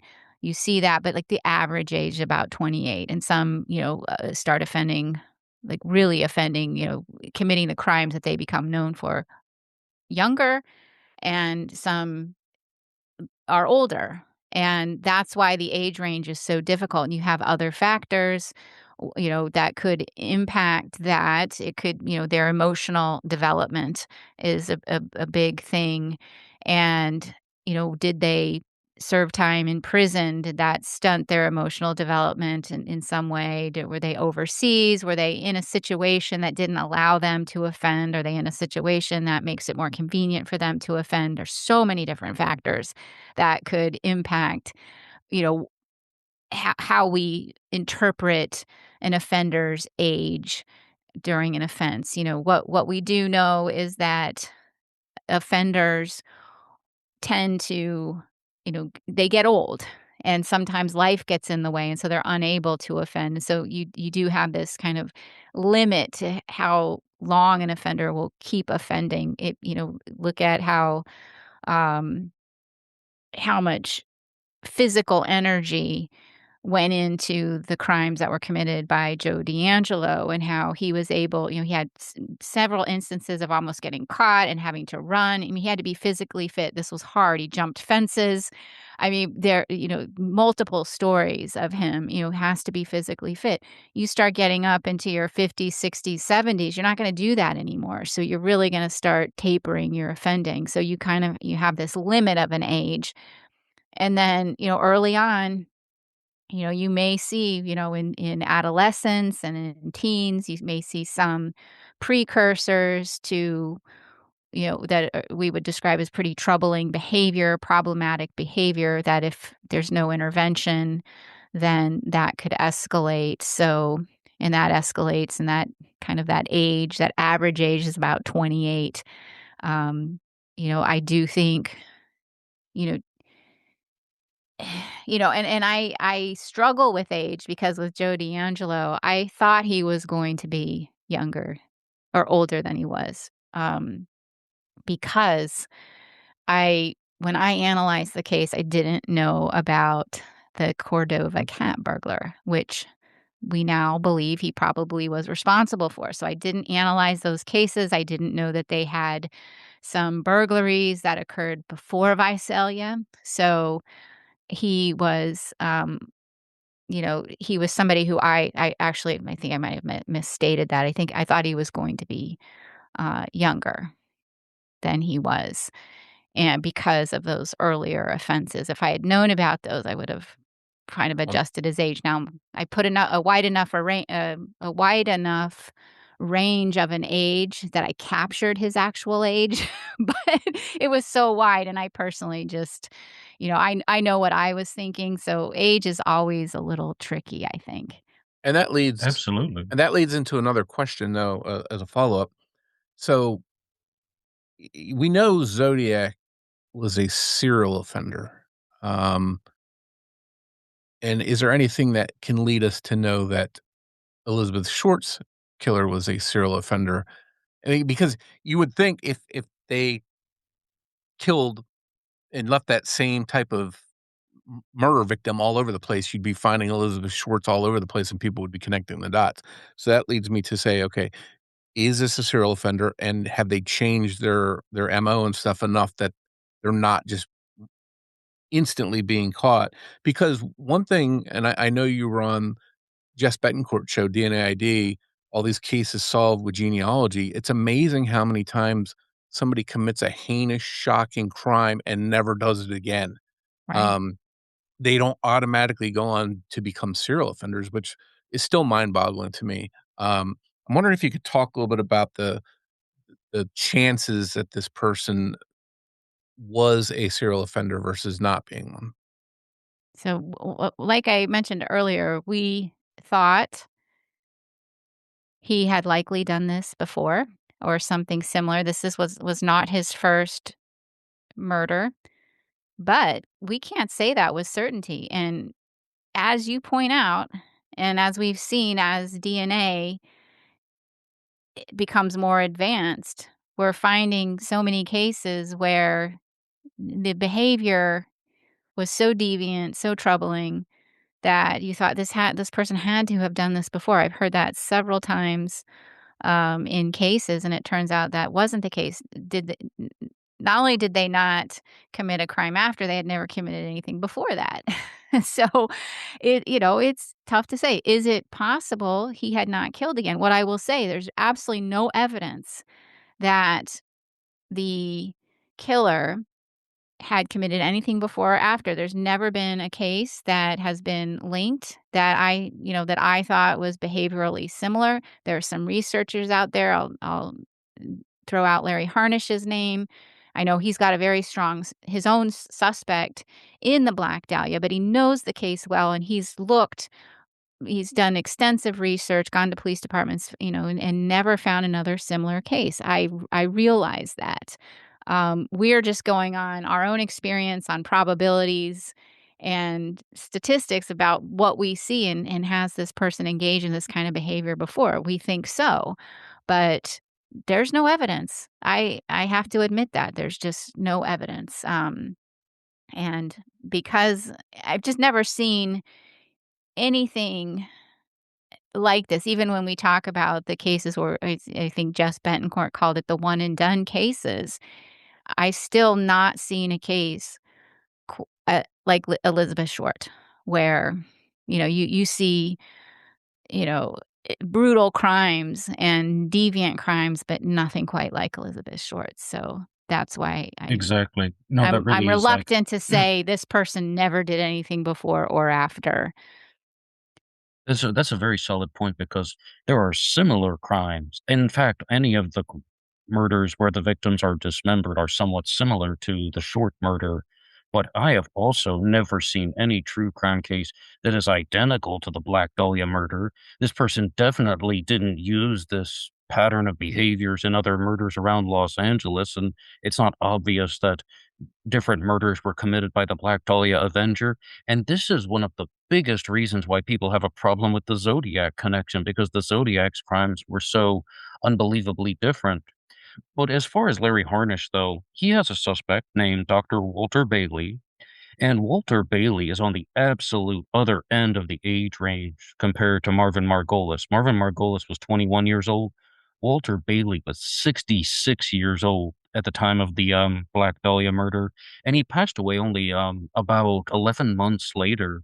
He was in poor health, and he was experiencing early onset dementia, and that's kind of the explanation, if I've understood correctly, that he would have had impaired judgment, and he was an older man at the end of his life, and that's why he committed the murder, because, again, he was a medical doctor, so he would have definitely been able to do that. He lived nearby the crime scene, and this would be, just it's just shocking when you have a 21-year-old suspect and a 66-year-old suspect. For the Black Dahlia, what kind of age range do we say we wanna go broad? Well, 18 to 75, I suppose, right? No, 13 with Edward Wayne Edwards. He was 13 years old, reportedly. Mhm. I mean, that's a different, story for a different time, but I don't have a horse in the race. I don't have any skin in the game. If it turns out the Black Dahlia Avenger was 21 years old, I would accept the result. I think it's Mhm. possible. 66 is it's also possible, I suppose. It's just, Mhm. I don't know about, you, Julia, and you, Morph, as well, but I find the Black Dahlia case is so unbelievably frustrating for a different reason than Zodiac. With the Zodiac case, we have all this evidence we can evaluate. With the Black Dahlia case, the Avenger destroyed most of the evidence. It's just like, we don't really know a whole lot of information about the killer, and a lot of the things that we would use to identify the killer have been, destroyed by the person who committed the murder. Yeah, there's nothing forensically I think we have a lot of behavioral evidence. He left a trail of that I think is very robust.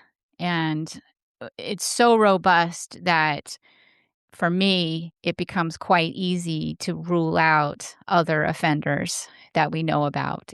Like, okay, that's not anything similar. And so that's where I think we have a lot of evidence about the Black Dahlia killer. Um, you know, I know Larry. I'm with you, Ned. I don't have a dog in the fight. I don't have suspects. And if it turns out that he's 21 or 66, I'd be a little surprised at either age range, to be either end of that spectrum. I think it's 21's a little young. I think 66 is a little old. But would I reject that automatically? I don't, because there's so many factors that come into play. I just would want to know everything about that offender and what led to that moment in time. That would all be really important. But I'm with you. I don't have a suspect at all, so I'm coming at this as open-minded as I can because I'm not, I think it can be, and nothing, no offense to Morph, but if you do have a suspect and you feel really strongly about that suspect, it can be easy to come at it with a defensive attitude. And I'm not saying this specifically about Morph, but I think that for people like you and me, Ned, we don't have a dog in the fight at all. So we can be as objective as possible. And Yeah. I'm a little bit upset, but I'll I live. don't I'll mean to live. be. No, my I'm all, you got to be cautious when yeah. you got to check your biases at the door Well, when you're well, here's evaluating the difference between suspects. myself and somebody else. If there was a press release today and they said the Zodiac case is solved, we have evidence, here's the person, I would accept that, and that would be the end of it, and Yeah, I'd be I happy the know you case is would. closed. Whereas there's other people that be like, "No, that's not the whole story," and they'd spin That's right. another version. I know that to be true, That's right. because there's so many people that have sort of pigeonholed themselves. Like, I haven't done a book about myself, so I haven't done a documentary. There's people that are tied now and married to people because they've done books and documentaries about them. They're tied to them permanently now. So, um, that part I'd like to distance myself from some of those people.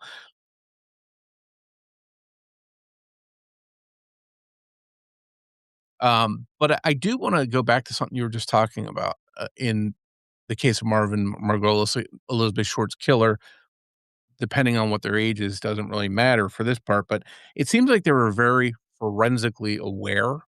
Obviously, people Yes. back then knew about prints and maybe destroying the evidence. Obviously, they couldn't know about DNA. I don't know when DNA was first even thought about in a scientific world. It certainly wasn't used until the 1990s in law enforcement, but this person definitely had some forensic awareness.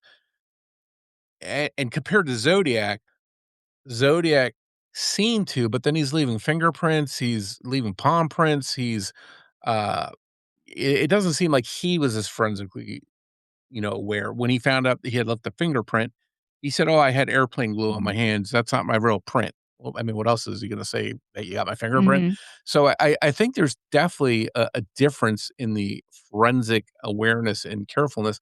Does that say something about this person's possible background? Yes. And it could be, well, they have experience in the criminal justice system to some extent. Maybe they have been arrested for something, or they made a mistake and they got caught because their fingerprint matched somewhere. I mean, there's a whole host of possibilities. They could just be familiar with law enforcement tactics. They may read up on these things. I mean, the offender is a pretty meticulous individual. He spent a great deal of time with Elizabeth's body. And as you mentioned, one of you mentioned, she was scrubbed. Chemicals were used to destroy evidence. This is a meticulous offender. This was important to him. He spent time on these things. So, yes, that does indicate knowledge of some sort. How he got that knowledge, I think that would be speculative because there would be a number of ways he could have obtained that kind of knowledge. Zodiac, you don't see that. You're absolutely right. And, what's so funny is that he has to correct it too. He's like, I didn't make a mistake. I had glue on my hands. Like, why do you need to do that? It's just like it's insecurity just is, coming out like, like right off the page there. He has to say that, and it's such a unsophisticated attempt to distance himself from evidence he left at the scene. I mean, it's either his fingerprint or it's not. If he gets caught, that fingerprint's going to match him. It doesn't matter if you had glue on your hands. The fingerprint's going to match. It's that could be disproven, but he's just throwing things out there. It just shows his pettiness and his insecurity. Mm. Well, I actually had a reversal on the fingerprints in the Zodiac case. It's something that I went back and forth on. When I first heard that from the Zodiac, that he said he put the 2 coats of airplane cement on his fingertips so he wouldn't leave fingerprints behind, I was thinking exactly what Morph said. This guy's lying because he just wants to kind of cover his tracks, and he messed up and he left evidence behind. He's like, those aren't mine. No, I put, the rubber cement on his hands so he wouldn't leave the fingerprints behind. I thought he was just lying, trying to put himself at ease. Then I thought, maybe he actually was telling the truth that because as you said, like they could catch him if he actually did leave the fingerprints. But it seems quite probable the Zodiac did leave fingerprints in certain places. So we're still hoping for a match one day, but I had this reversal where I thought he was telling the truth. Now I'm back to mostly where I started, that he was just lying to compensate for the fact that he left fingerprints behind at the crime scene. He felt uncomfortable about it, so he has to write it in the letter. That's all it's doing. It's putting himself at ease. I only look like the description when I do my thing. Yeah, okay. Well, what else would he say? Like, oh well, you know what I look like. You have my fingerprints. He's He's got a trying to crew put. cut too. How can you disguise yourself? It'd be like me if I don't wear a wig. I've got a bald head. How are you going to say I don't look like this? I mean, if he had long hair and he was a hippie and he was described as that, then sure, maybe he had a wig on, but he had glasses and a crew cut. I mean, it's not like he's really going out of his way to Exactly. disguise himself. So the fact he would push back and say, I don't really look like that. How do you It's make very yourself look? unsophisticated. Yeah. It's and again, different than what we see in, the Black Dahlia case, where you seems to have a more sophisticated offender who is familiar with forensic tactics, going back many years earlier too. I mean, this person was aware of how forensic evidence could be used. Zodiac was almost like that's kind of an afterthought. It's unsophisticated. Well, I don't really look like that, but if he's caught, you might find that he does look like that. Like it just it's so unnecessary for him to throw that out there, and almost, comical if it would be comical if people hadn't died. It's almost like a kid, putting their fingers in their ears and saying, "I can't hear you." Look the other way. It's so ridiculous that and it's ridiculous that he feels the need to respond to that as well. It really goes back to his insecurities and his need to one up people and his gamesmanship. "Oh, I meant to do that. I made a mistake, but I really meant to do that." Um, and then his whole crimes, kind of the evolution of them, kind of throwing everybody off by somewhat changing his MO and wearing a costume, and he's just kind of, playing with everybody and enjoying it. I don't wanna bounce around too much, but something just came to mind, so I wanna go back to the, Dahlia case for a second. And I don't know if I'm not super familiar with this, so maybe one of you are. Was there, like, a possible connection to the Cleveland Torso Slayer? Yes. Was that something somebody had thought, and has that been disproven? Do either of you know? Well, I don't know about disproven. It's the subject of the Crooked River book series that there is the same killer for the Cleveland Torso murders, the Black Dahlia, and ultimately the Zodiac. The full title of that series is Crooked River, Zodiac, A Twisted Path to Paradise. And the name of the suspect is Henry Vestal Stone. It's written by James Freeman. And I mean, it's been explored. Like, when you say disproven, there are very few suspects and theories that I think we can totally say are disproven. Now, I have also found that, kind of like Julia was saying some of this earlier, when you have these theories that are connected, like Zodiac Black Dahlia or Cleveland Torso Black Dahlia, you have a giant web of points that all have to be in alignment. And if one point is not in alignment, then the theory gets disproven. It's something that doesn't match up right. And the more true crime cases that you connect to these kind of super killer theories, then there's a higher chance of that happening. So I'm not a fan of these kind of one man committing 300 murders.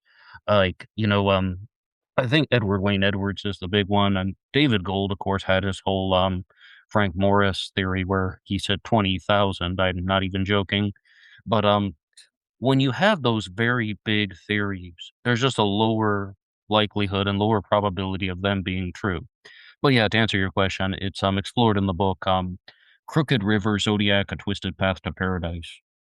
Had you ever worked on that at all or looked into that, Julia? I have not, so Okay. I couldn't really comment. I know that that was thrown out as a possible connection, but I haven't explored it in any kind of detail whatsoever. I think I'm like with Ned, I don't think it's been disproven, but some of the people whose opinions I respect have said they don't believe there's a connection, but I wouldn't know what those factors are that make them think that. So, but it would be an interesting to, do a profile in that There case, you I go. It think. sounds like a future episode for you. It And might be. off the record, I send, Julia cases all the time. I have, I like, 100 know. I have cases some in the works. that Yeah. I'd love to hear her take on, and just Yeah, like, 20 of them so far. there's, like because of the things you say are so interesting, I'm still blown away and still thinking about the fact that this one incident in which Joseph D'Angelo deviated a little bit from his normal routine caused him to have problems doing what he set out to do, and it is just so fascinating to hear that. That's why I like having you on because there's things that you say every time we talk that, boom, a light bulb goes off in my head that makes so much sense, something I never thought about.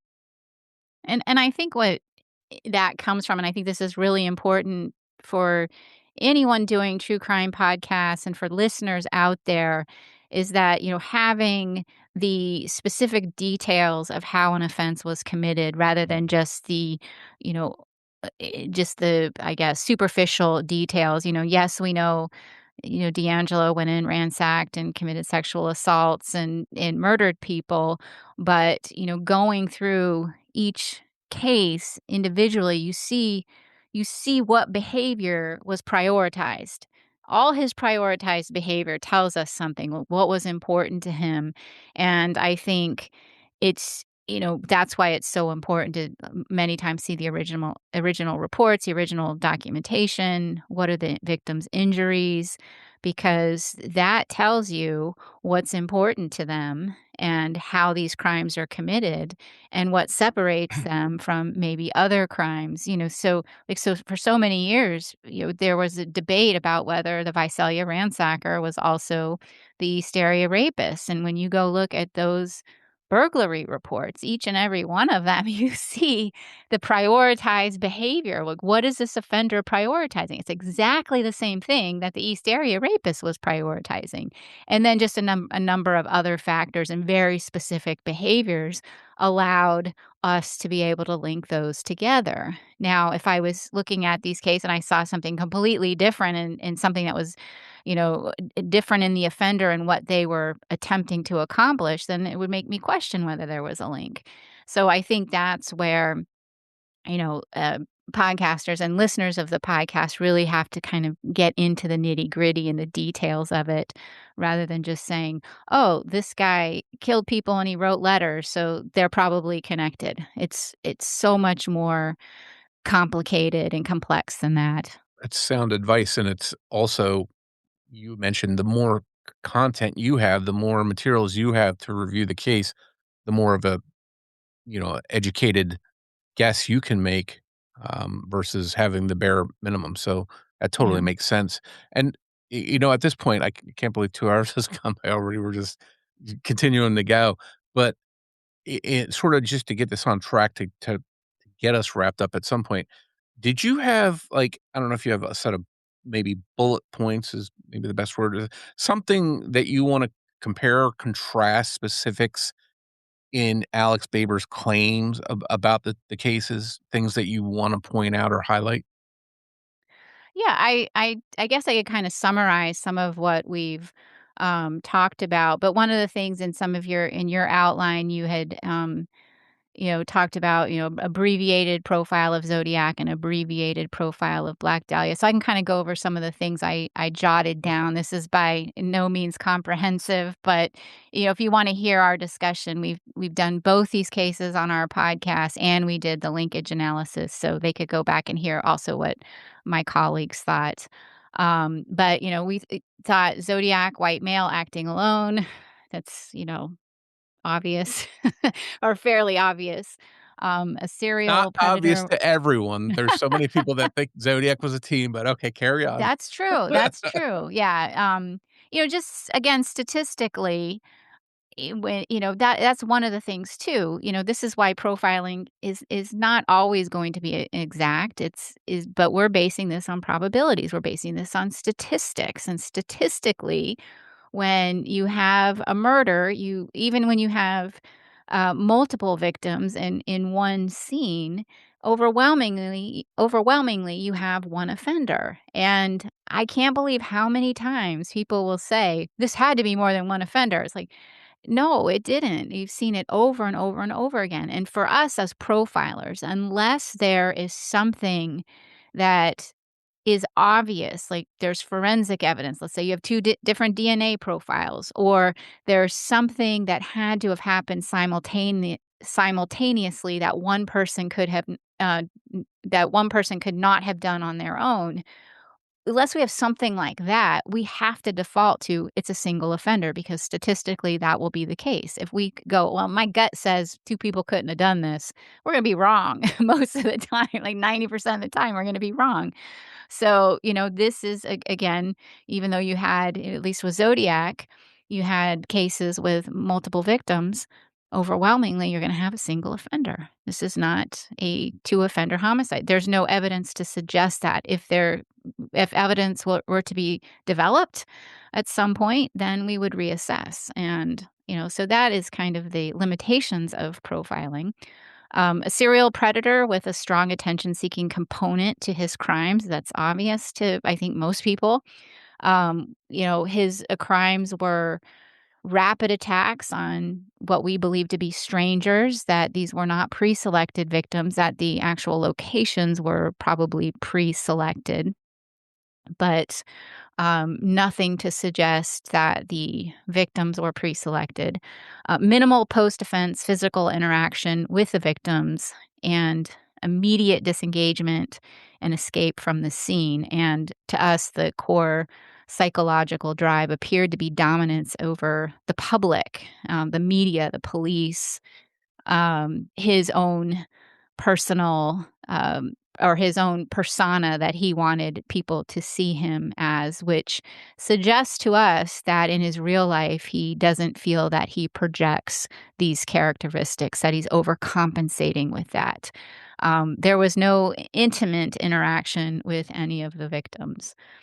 For us, his correspondence functioned as a continuation of his offenses, as I've already said.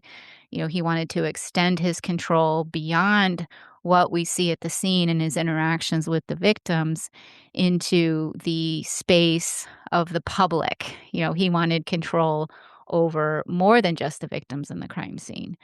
Again, that is not what we see in other cases, other high profile cases that we've talked about today. We're not seeing that when we're seeing sometimes these extensions of the crimes. This is again unique to Zodiac.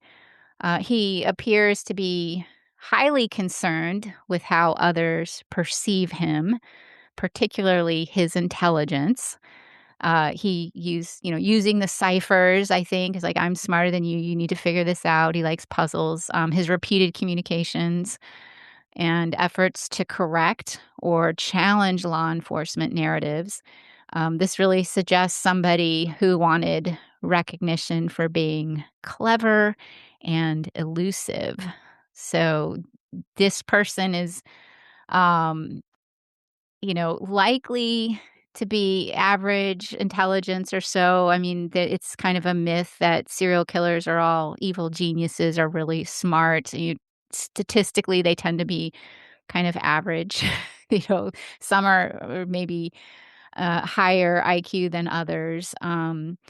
But, he did not, again, unlike other offenders, he didn't want to quietly enjoy his success in these crimes. He seemed to really be compelled to prove how superior he was to others.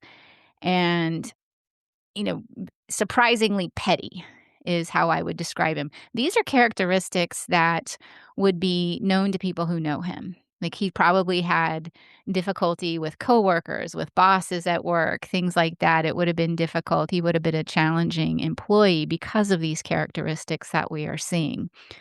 The other Interesting. thing, yeah, something I'm not sure, I think we might have touched on it, but something else I thought of because it made me think of the JonBenet Ramsey ransom note.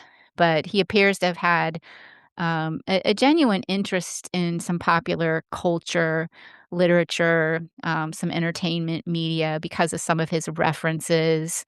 And it suggests somebody who did consume some of these items and enjoyed referencing them in his communications. So people who know him would know that he has an interest in these things, certain movies and books that he's read, and the musical that he referenced. I think it was The Mikado. So just things that these were important enough to him and a part of his life that it became important to him. We're looking at what's important to him. Why does he do this? Why is he inserting these things? But these were things he was drawing from this popular culture to create and maintain his Zodiac persona. This is extremely important to him. This persona of his. Um, he wasn't simply just reporting his crimes with his communication. He was crafting a character for the public and the police to engage with. This is how he wanted to be viewed. This was his prioritized behavior and the reason he committed his crimes. What's notable in the Black Dahlia, we don't really have that going on. We don't see the Black Dahlia offender trying to build this public identity, quoting literature, referencing, um, you know, pop culture or creating puzzles for people. I mean, the crime itself was the puzzle, but we just don't see that need to create a certain image the same way that the Zodiac. The psychological focus is completely different. Let's see. So, on to the Black Dahlia. Again, likely to be a white male acting alone. We base that on, the area, the victimology, the statistics that we see is similar in Zodiac. And of course, with Zodiac witness statements, too, that certainly will factor into an analysis. But, he was a highly controlled offender, which I thought with significant experience and tolerance for extreme gore and blood. I've already mentioned that. Um, he may have experience in the medical field, hunting, autopsies, things like that. I want to be cautious about overstating this because it could be, as I said, that he just learned this before from having done it and from having fantasized so much that he just became good at it, basically. So I'm cautious. I know my colleagues probably felt a little more strong about his background in potentially a medical field of some sort. But in any event, I think he showed skill and in his knife work and a tolerance. This is not the first time, I don't believe, that he has um, interacted with a dead body. The postmortem mutilation, the posing, and the deliberate placement of her body suggests someone who was motivated by fantasy, maybe by anger, humiliation, and certainly symbolic domination over Elizabeth, over a victim, a single victim, as opposed to domination over the public and the public's perception of the killer, which is what we see in the Zodiac.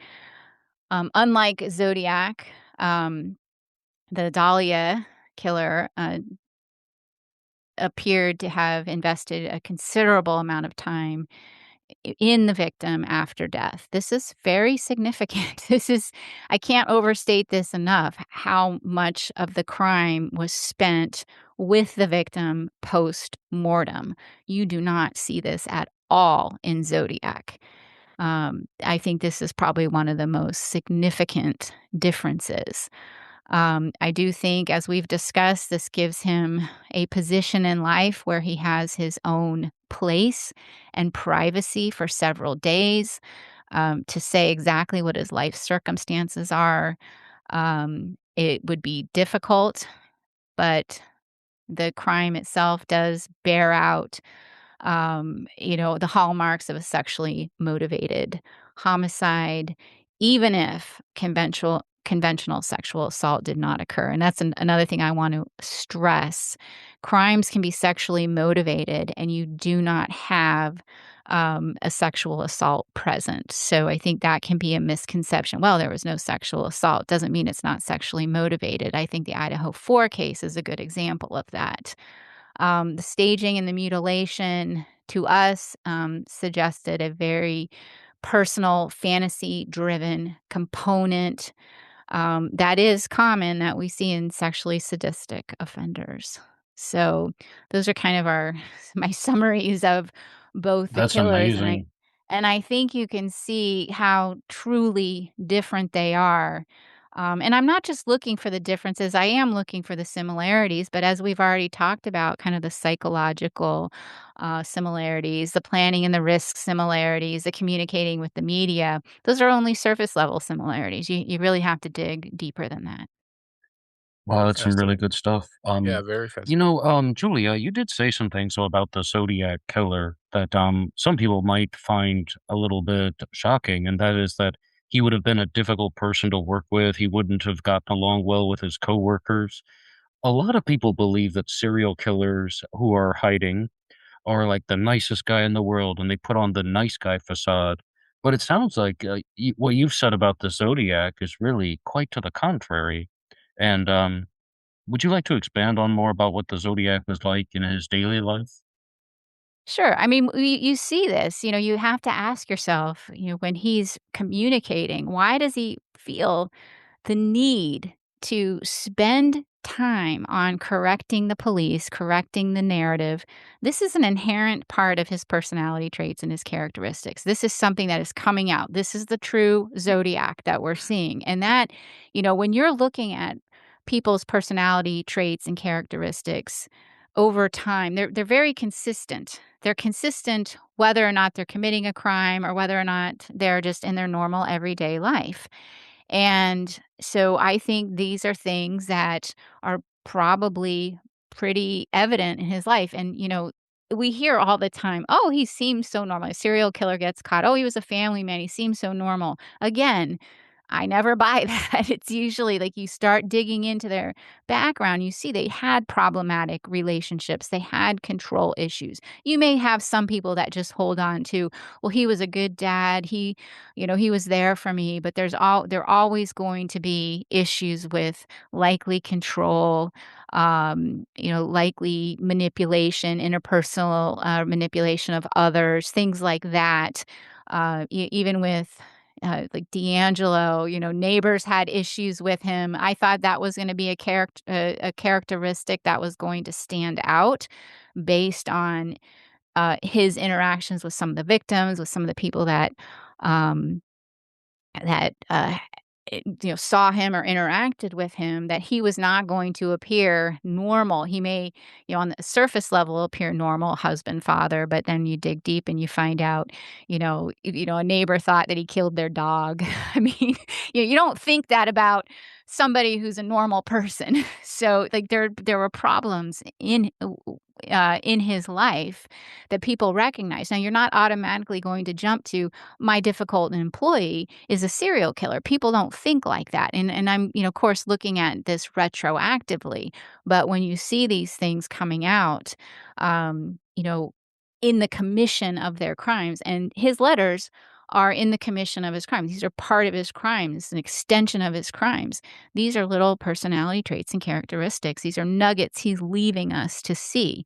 So, some people might have thought he was a great guy. He's smart. He, could solve puzzles or whatever, or he read a lot, or seemed to be, know a lot about pop culture, was knowledgeable, those types of things. Um, you know, but other people likely witnessed some of these personality traits and characteristics and had issues with him. And so if he were ever identified, people, I think, would be coming out of the woodwork to say, oh, that guy, he was such a difficult person to manage, or we had a disagreement and he just had to, throw it back in my face. Likely somebody who's what we call an injustice collector, like feels that people did him wrong, and whether it's real or perceived, he probably feels he doesn't get enough credit for things. Again, this need to take all this credit for these crimes really suggests a very insecure personality, and that personality doesn't just come out when he's committing his crimes. It's throughout his life and his interactions, whether they're of a criminal nature or not. Huh. It's all good stuff, very fascinating. Are there any other points that you wanna discuss that we may have missed that you think are worth talking about? Gosh, There is something I would like to ask Julia, and that is, it's something I heard from Dr. Gary Brucato, who was making a general statement about serial killers who commit their crimes by night, as the Zodiac did at Lake Berryessa. And he said a serial killer who's going to commit the crime by knife is, of course, doing something that is up close and personal. And if he's going to do it, it's usually one where there is more thought and planning put into the crime, and he may have had the location pre-chosen. He would perhaps visit the location maybe 4 times, 5 times, scouting everything out. And also, it would be something where he, he has a reason for targeting the victims because, of course, stabbing by knife, there is there is usually a very specific reason why the victims were chosen, whereas the Zodiac's crimes by gun, I mean, I'm not even convinced that, he had any connection to them at all. I don't think there's any evidence to say that the Zodiac pre-chose the victims. With, the Lake Berryessa stabbing, I do think it's possible that, as I said before, Cecilia Shepard was the specific target. I don't completely endorse the theory like I did in the past because, I mean, I don't know it, but do you think that that's the type of person? Oh, and the biggest thing about the serial killer that commits, the crime by knife, he will be the type of individual who will mention killing tools in conversations. Like, he's just gonna be talking, and then he's gonna shift it to blood, guns, knives. He might even bring up something like slaughtering a deer, or just like, "This is a good knife when you want to, get right to the vein," or something like that. He's gonna be the type of person that's going to bother people with his word choices. At first, he might be non-threatening, but then as soon as he starts talking a little bit more, again, he's gonna shift it to something that is very morbid, that is very, gore-focused. Do you think that would be something like the Zodiac? That's the real thing I was going to, but yes, that was all from Dr. Gary Brucato, and he wasn't saying the Zodiac specifically, but, what do you think about that? Well, I don't like to make too many generalities, but let's talk about this in the sense of, okay, i- using a gun versus using a knife. A gun is, I guess, gives you more confidence you're going to accomplish the crime. You don't have to get up as close and personal. So maybe not as much planning has to go into that kind of crime. You have the gun, you feel you're proficient with it, and you don't necessarily have to have the location planned out or the victims picked out or know exactly how you're going to do it, because you can just walk up and shoot. With a knife, it is much more personal. You have to get close, much closer to the victim. So many more things can go wrong than if you have a knife. I know if I was going to commit a murder, I'd feel much more confident with a gun than taking a knife. Anything could go wrong, and you could, more likely to injure even yourself. So, in a sense like that, maybe his more planning did go into committing the crimes at Lake Berryessa. It might be the reason that he had the costume. I think that was part of a fantasy as well, but it also, he knows he's going to be more up close and personal. He realizes this is higher risk, so he is minimizing his risk to some extent by wearing a mask and not being seen. So, all of that, what Dr. Picado said, I agree with, but let's apply it specifically to that case. So that's how I would view it. What was your question about? Oh, the blood and gore. So, what I have found in certain cases, and it really comes down to let's see how like proficient and how important this weapon appeared to be in the commission of a crime. And oftentimes, and it's not just limited to knives, it's also limited to people who use guns. Oftentimes you do see a person bragging about their proficiency with a weapon. I have seen this in so many cases where, whether it's a knife or gun, the people that know the offender know they have access to that particular weapon. They know they may have practiced with that particular weapon. They may have bragged about their use of that particular weapon. But I always say people who know the offender will know that they have the weapon. They will know that they carry around a knife in their pocket, or they will know that they have access to more than one gun, things like that. So, yes, I think that's a valid thing to say, that this offender could possibly have talked about not only his use of a knife and his proficiency with a knife, or even, you know, uh, injuries that would be caused with a knife, as Dr. Mercado said, but also his proficiency with a gun. And, I think it was maybe not a popular opinion. I don't think he was as proficient with his gun as people may think he was, um, because I think he showed in some cases he was neither efficient nor effective. He left some victims alive. Same with the knife. I don't think he was particularly proficient with either weapon. Um, I think we would have seen, um, you know, a much more effective and efficient killing. All victims would have been killed if he had more proficiency. But he was willing to take that risk in order to get the notoriety. So that would be my response to, um, you know, those That's observations. fascinating. I really, really like hearing that. Yeah, and that like I said mentioned, every time you, have been on, you've given little nuggets of information that, make me reflect on different aspects of the case and maybe think about things that I haven't. So, again, it's always good to have you on. I appreciate the insights that you bring.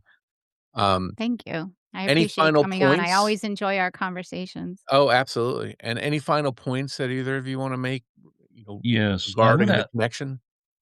Well, I mean, one of the things that I really liked about Julia is that, she's been sharing a lot of information about different true crime cases. And I feel like, when we start talking about the Golden State Killer, we could probably do 2.5 hours on that with BTK, or, some of the other serial killers that we've mentioned. But I don't have a lot of opportunities to talk to a real profiler. So you mentioned the Idaho 4 murders committed by Brian Koberger, and real fast, I would just kind of be curious what Julia thought about that, particularly the motive, because Dr. Gary Brucato was saying serial killers who commit the crimes by knife, right? But it was part of an Idaho 4 discussion. He wasn't specifically talking about Koberger, but, he's like, "This looks like a budding serial killer who's probably, visited the house, several times. The kind of person who's going to be non-threatening at first, but then he's gonna shift the conversation to blood and gore, guns and knives." And can I just, ask you, Julia, if you have any, thoughts about the Idaho 4 murders and what you think would have set off Brian Koberger or what made him commit the crime? Mhm. Yeah, we covered it on our show. We did a few episodes on him. Actually, we did one after we did one episode or a couple episodes on him after he was convicted, and then we came back after more documents were released to sort of refine our observations. But generally, I guess just to say, just our overview is we thought he was a sexually motivated killer. His fascination with burglary, and I've talked many times about the correlation between burglary and sexual aggression. Although we don't have evidence of a sexual assault, the whole process that he went through, the visits to the neighborhood, the stalking, all of that is part of the process. The obtaining of the weapon, all his planning to try to hide his identity, all these things, even his course of study. This is all part of his very rich fantasy life. And I think, again, the killing itself, yes, that was ultimately what he wanted to accomplish, but the whole process that he went through was probably very gratifying to him. And even the post-offense behavior, following it in the media and all of that as well. It all indicates a sexually motivated offender. I We don't say this often, but we did believe that he would have killed again. I think so. I mean, like, it really seemed like he was using his criminological education to become a serial killer. And but do you think that he had an obsession with one of the victims, or like, do you think he knew them personally? And this is relevant to the Black Dahlia case about what we were saying that somebody felt rejected or they felt like insulted. I mean, with Koberger, it's kind of hard to say because he's just not talking. We've identified the killer. They know who committed the crimes. But when I first learned about that story, I was just thinking everything about Koberger was just screaming, well, as you said, a sexually motivated crime. It seemed like he had an obsession with one or more of the victims, but what do you think? It's possible. There's no evidence of that. I haven't seen anything that has shown that there was a specific connection or that their paths had crossed or he had crossed paths with one of the victims. I don't think we can rule that out entirely. It could be that he just happened to see one of them and followed them. I think, we always are trying to grasp at what would be our motive. Well, I got rejected by that person. So that seems like a good motive to us as normal people for somebody to kill another person. Like that, that's something tangible. What's really hard for, I think, those of us who don't think like that to understand that there could be, it's just that this is sexually gratifying to him to find a victim. It doesn't have to be a personal connection. She doesn't have to have done anything to him, or none of them had to have done anything. It was just that they fit his criteria. They were available and they were vulnerable, and he picked them out for reasons we don't know specifically. I do think it's important to note that three female victims close in age to him, maybe a little bit younger. I think that is relevant. It's possible that they were symbolic to him as opposed to one of them was specifically targeted. But I do think he probably saw one of them and picked that person out because she fit the criteria of some kind. Is there anything that I think would lead me to believe it in any way that this was personal cause? I don't see that at all. And how he specifically ended up targeting them, I don't know. It's So interesting I think it's more of going a symbolic rejection than necessarily a specific rejection by one of the victims. well, going into the house and attacking multiple people, killing multiple people seems risky, and it's Very high like risk. Richard Speck, um, Ted Bundy, shades of that. It really goes to his arrogance and, this I mean, I really truly believe he thought he was smarter than everyone else. The problem with him, you can study these things, you can become academically aware, but unless you actually are someone who goes out and conducts investigations and knows how things work, and you are really not going to understand all the different ways you could be caught. Like, he tried to prevent certain things, but clearly he wasn't successful. And the other thing is, you can't prepare for the unknown. And this is where arrogance comes in. He's just going to go in and he's going to kill the people in the house. But what is the victim reaction going to be? Are they going to be awake? I mean, all these things will factor in. How is he going to respond to the adrenaline? All of that. So those are all the things that are unknown that he can't plan for, and ultimately led to his downfall. He wasn't as smart as he thought he was. He thought, if I study this, I can pull off the perfect crime. And in no way was this the perfect crime. It's like he made mistakes all along the way. And Like dropping your knife sheath at the the biggest one, scene. dropping the sheath. And I think people have trouble realizing, well, he was a PhD student, so he wouldn't have dropped a sheath. It had to be planted. I mean, come on. He's, you know, eh, that happens all the time when you're really not adept at that kind of thing. And Well, he didn't have a killers, belt. yeah, killers make mistakes, and you can't plan for everything that could possibly go wrong. And that's often times how they get caught.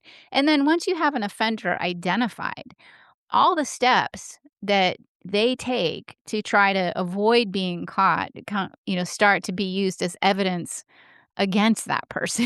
It's like, you just happen to turn off your phone right when you're leaving your apartment. You just happen to turn it back. All these things add up after a while. So that becomes evidence, consciousness of guilt. I mean, all of that becomes very strong circumstantial evidence. So even the smartest killers thinking they're doing all these things to outsmart the killer, it may be I guess, hinder the initial identification of a suspect, but once they actually find the suspect, all of those specific details can be used against them, and this is what happened in the Brian Koberger case. And it's interesting compared to the Zodiac or the Black Dahlia case because of the technology, the science, all the things that a Brian Koberger has to overcome in present day, the Zodiac and the Black Dahlia killer didn't really have to contend with, you know? There wasn't Right. the DNA, there wasn't cameras on every corner. So, it's interesting to think that they probably would have been caught, trying to do what they did in present day. Yeah, if this crime had happened, I don't know how, say 30 years ago, it would likely be unsolved still. But And there we'd is be one thing, though. There is one thing, like, even if he didn't leave the knife sheath at the crime scene, he would have been caught relatively quickly. They had his car on surveillance cameras. And, I mean, you guys have followed so many cases. When they have the car seen on camera, then they just go to the Bureau of Motor Vehicles. They find out who owns that type of car in, the radius. They look at the owners of the cars and like, oh, this guy, And he also purchased a K-bar knife on Amazon. It's like, and he's doing Google searches for replacing the K-bar knife. So it's just like he would have been narrowed it down very easily. And then as soon as they had that phone data, then like he was not going to get away with this in 2022 or in the following years. Like you said, 30 years ago, maybe like if they, it's a different world now. I mean, a world of Mhm. DNA, surveillance cameras, internet purchases, and to give credit to Olivia Gonsalves, who called him out during the victim impact statements. She was like, "How on earth did you think you were going to get away with it? Like he used a gift card to buy the K-bar knife, to buy the murder weapon, but he bought the gift card with his own credit card. So it's like it's purely impractical, you know? I mean, like, gift cards have numbers on them, right? So, like, that it would have easily been traced back to him. I've said it, as soon as I started following the Kohberger case, he would not have gotten away with anything. But, that's kind of where I'll leave it. I agree. I think the DNA